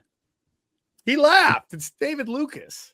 Yeah, okay. I just want to make sure he wasn't also asking if you were black. Are you It's so black? dumb. Are you black? Now it's interesting Is he because they black? Can he say that? Because if Is it not, not- I'm going to try to get him canceled. Yeah, isn't that crazy, dude? Now I thought so. First I was like, that is real, but I thought her reaction seemed a little performative, which obviously it was. But then they come out with another clip, which to me seems clearly fake from the same thing. And I want to know if your fake Dar comes up for this because this seemed fake to me. This is later. This is another clip they put out. Nah, I am. I'm straight right now. Now they're calling this fat shaming. To be clear, I'm straight right now. Oh, wait, so what's your diet looking like? My diet? I eat whatever I want. Yeah, because I only eat salads. It don't look like it. Wait. What do you mean? You're eating that. I can't have a cheat day? I'm saying it don't look like you just eat salad. You eating that. Like, this is why we shouldn't allow dumb people to participate. Nobody's talking about that. I'm She has talking gotten. about what you're Is Does it that seem pretend? real? It's possible it's fake, but she might be that dumb. Maybe, yeah, it could be, but no. And then I thought it was fake, and then he came out and it sent out like an official apology for the N-word thing. So I'm like, okay. I mean, he wouldn't do that if on the day. By the way, so dumb. It's so dumb. We're in a simulation because guess what? He won the award for offensive rookie of the year today. Dude, that's so funny. He's offensive, being offensive. Isn't that crazy? It's a simulation. And he's good, dude. He's really good, dude. Yeah, he's really good. He's good, dude. Mamdani today, and nobody else has picked up on this, but I just thought. And by the way, that's why comedy gets ruined. And not talking about the ladies in the chat or watching right now, but women internalize everything. She's holding a donut, saying, "I only eat salads," as she's holding a donut. Idiot, and then taking it personally. I mean, it's just stupid. Nobody else seems to have noticed this yet, but Mamdani did this whole press conference about how the budget is all jacked up for New York City, and he makes the best argument against his entire worldview with respect to taxes. Listen to this. Well, by the way, all those pictures of his mom was a Epstein associate, but all those pictures of him are AI. AI, yeah, and his age doesn't quite match to what it would have to have been, apparently. But yeah, here he is just being not really unwittingly making an argument against his whole belief about taxing the rich. Former Governor Andrew Cuomo extracted our city's resources, using our revenue to address state-level holes while withholding from the city what it was owed. The result is a stunning fiscal imbalance. New Yorkers contribute 54.5% of state revenue and receive only 40.5% back. Did he just figure out that rich people pay all the taxes? Is that what just happened there? Dude, that was great, Johnny. Good catch. Isn't that hilarious? What a garbage man. If you'd like to hear the rest of this episode, subscribe to Broken Simulation in your podcasting app or check us out at youtube.com/Sam Tripoli. Remember last year I thought it was a horse on 420 and I ate all that grass? This year, we're not going to get too high. We're not going to get too high because this year, we're performing at the Comedy Store. I can't wait to perform at the Comedy Store because after I perform at the Comedy Store, I'm gonna do it. Smells like dumbass in here. I didn't do it. I didn't do it. What's up, guys? Actually, that wasn't even part of the skit. That was literally Nitty just being Nitty. I didn't do it. What's up, guys? Welcome back to #1 podcast in the world. It's your boy XG Marks the Spot. And like always, I got my #1 producer / graphic designer, Chili Millie. What's up? That's right. 420 Comedy Store. We don't smoke the same room. God damn already. We don't smoke the same show. Me, Russell Peters, Sam Tripoli, Sal Trujillo, Stavana, Nitty, E-Zone, the whole works. Go get your tickets now. Go get them now. We're going to do a gift bag. We got a bunch of sponsors. Tickets $50 because it comes with the gift. Oh, I forgot. It's that simple. So go get your tickets now. It's going to be amazing. Russell Peters is going to headline the show, so it's going to be super dope. E-Zone's going to be there. Chili's excited because tonight. So excited. Tonight, we're going to the Comedy Store tonight too. Oh yeah, we're going to comedy chaos. Yeah. Oh my God, that makes sense. Yeah, we're going tonight to the Comedy Store. It's got a pretty good lineup. It's got. Dude, go ahead. Yeah, look at her. She's excited for one. She never goes, dude. Look at me. I do these every fucking Tuesday, and she rarely ever asks me to go. And I was like, "Yo, Tim Dillon," even though she don't. Tim Dillon. That's it. I know. You know he's gay, right? I was so excited. You know he's gay. I know. Would you? No, hell no. If he I do like big guys, but not big white guys. Dude, he's too big. Yeah. Have you seen him like in person ever? Yeah, we saw him at Skankfest. Oh yeah, he's big. Yeah. Yeah, he's big. And he's red. I never seen him do stand up though. Oh, he's fucking a genius. Just the shit he does like on his podcast. It's the same but better live. He just starts fucking.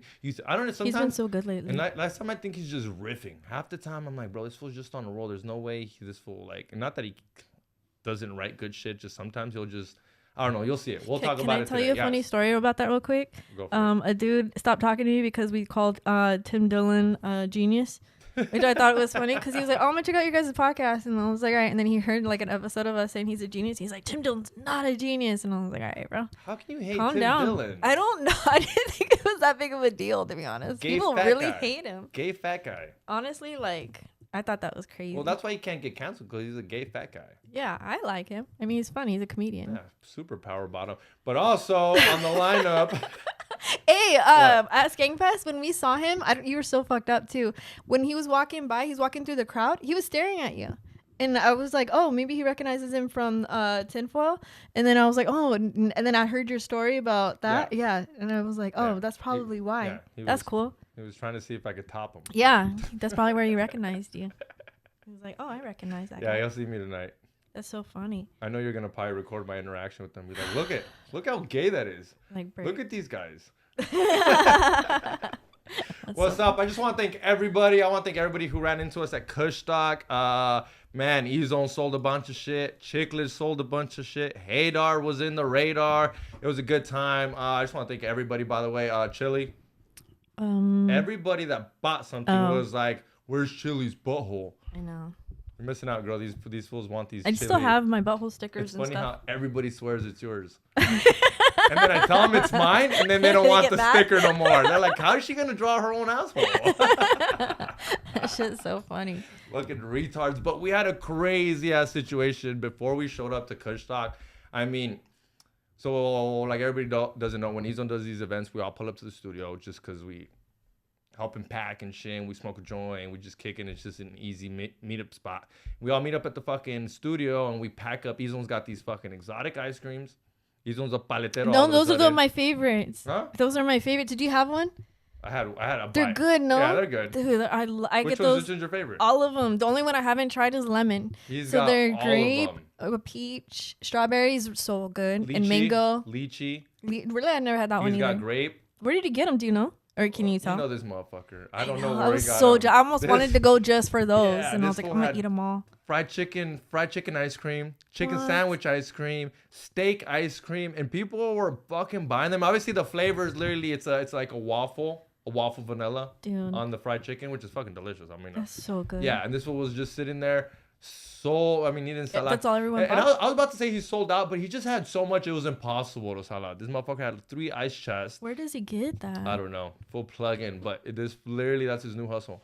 That's not a bad one. Yeah, because I ended up... Those things are expensive. Yeah, because the next day I hit him up. I was like, how well'd you do? He's like, what do you mean? And I was like, how well'd you do in the ice cream? He's like, dog, I'm on the way to buy a freezer right now. You should. Yeah, I still bought one of those like How big does he not industrial eat them? freezers. Huh? How does he not eat them? Well, fit E-Zone.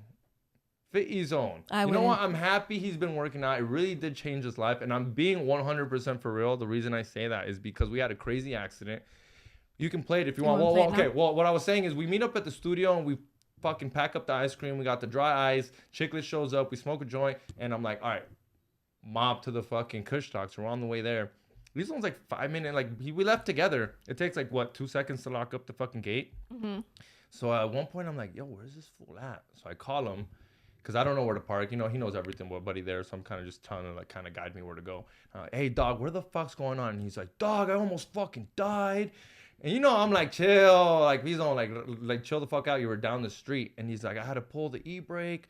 And then I'm like, he did? Yeah, he's like, can you come pick me up? And I'm like, all right, for sure. So I go over there. I mean, you can play the video. Okay. There's literally, I see all this fucking liquid on the floor. And I'm like, holy shit, something really did happen. I guess he just had got his brakes done. I guess his mechanic didn't put in a bolt or something. So the calibrator wasn't like fully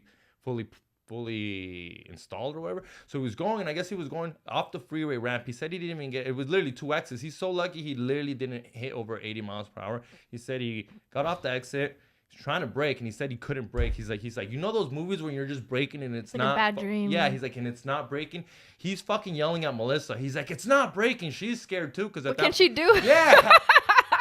And so he hits the e-brake, and I guess he finally gets It's not even funny. Yeah, so I guess he finally gets to slow the fuck down, and in my head I'm like, bro, he's about to act like a fucking hyena all day. This fool's gonna take it out on me. He's gonna take it out on the fucking event. He's gonna raise up the prices. We're all fucked. Yeah. We're all fucked. I'm not gonna get a fucking free ice cream because this fool's Free ice cream. This fool's gonna be pissed out of his mind, bro. Like what I'm saying, the gym changed his life. Fool wasn't even mad. No, he didn't seem mad. Yeah, and Wait, I'm gonna play this video. Yeah, play the video. My bad. I was not getting into it. Cause he wasn't mad. The You know how video's that fool crazy. is. Yeah. ¿Qué te pasó? I could have fucking gone off the fucking bridge, dog. The brake fluid snaps and look at that brake hanging under there. Dude, no mames. I just changed them fucking yesterday, dog. Holy shit, dog. Like we could have, like when I pressed the brake, dog, it was like I'm like somebody killed my shit. Damn. It does look like they kind of. How you doing? How scary. Fuck that. When did you decide to turn on your glasses? Were you like, oh, there's something happened, let me just turn these on? Ting. I knew instantly. I was like, oh, Izon's gonna fuck. He didn't get mad? No, he don't give a fuck. No, he's got a nice truck. Look I'm at that. joking. Look at that little Escalade. This fool, as much as he doesn't want to look black in the hood, I'm like, bro, look at those rims. That sucks, dude. That's so scary. Yeah, but yeah, I thought it was gonna be done when I saw that happen because I thought it was just a funny video and I was like, dude. And then when I seen the brakes and then I was like, bro, like this is about to be a bad day for everybody. Like that sucks. yeah, It's good he didn't care. Yeah, so he hits me up. I get there. He already had AAA on the way. We move all his fucking. Yeah, how long did it take you to get to him? I'm telling you, he was like 2 minutes away from me. Like 5 minutes. AAA, I couldn't believe AAA got That's there. what I mean. Fast. That's why I was like, what did he do? Leave his car there? Because AAA usually. Remember when we towed my car? It took it took a while for them to come. Yours took a cool minute. Yeah. No, well, they were inside the fucking thing for They a were while. already there waiting. Yeah, but so then we move everything over and we just pull up the Kushstock and it was like chill. But I also have a fucking rental right now. Yeah. So I ended up letting him borrow the rental at the end of the day. And he gave you a ride home? Nah, he Ubered me home. I felt like a hyena. I felt like a fucking hyena, dog. Because he hits me up. He's like, let me have your car, you Uber. Because I told him I would help him pack, but I told him, like, I'm not staying the whole day. I got Bam Bam. I got my dog, you know? And so I told him, I was like, I'll show up around 10 o'clock and I'll be there till like maybe like 6. Sound like Aton. Yeah. I'll be there till like 6 o'clock. And mostly because it's in the hood. And once it gets dark, I was going to dip anyways. I was like, bro, I'm not trying to. You play poker all day. What does that have to do with? What do you mean? Did you have Bam Bam with you? You didn't have Bam. No, I had Bam Bam here. You would never like. Well, I don't try to leave him for over 8 hours. Oh, you're gonna be there for. He was there for 8 hours. Who? Easel? He was there from 10 to 9. Oh, my bad. Yeah. I thought it was just a few hours. No, so I got there at 10 and I told him I was like, I'm gonna leave around 6 because I didn't want to be here when it gets dark. Cause it was like, it's the hood, bro. I'm getting the fuck out of there.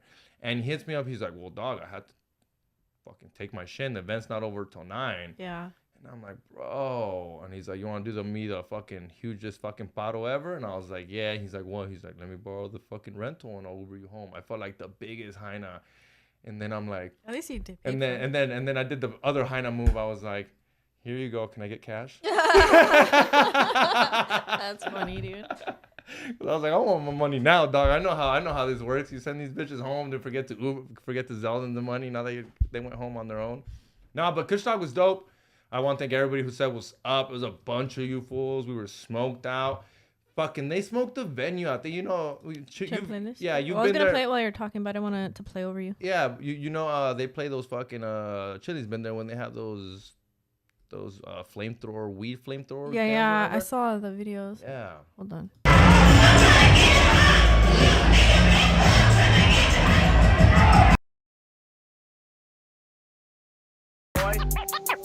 Aaron, open your mind. Drink from the fountain of knowledge. There's lizard people everywhere. That's some interdimensional shit. Wake up, Aaron. This is only the beginning. Dude, you just blew my mind. Tinfoil hack.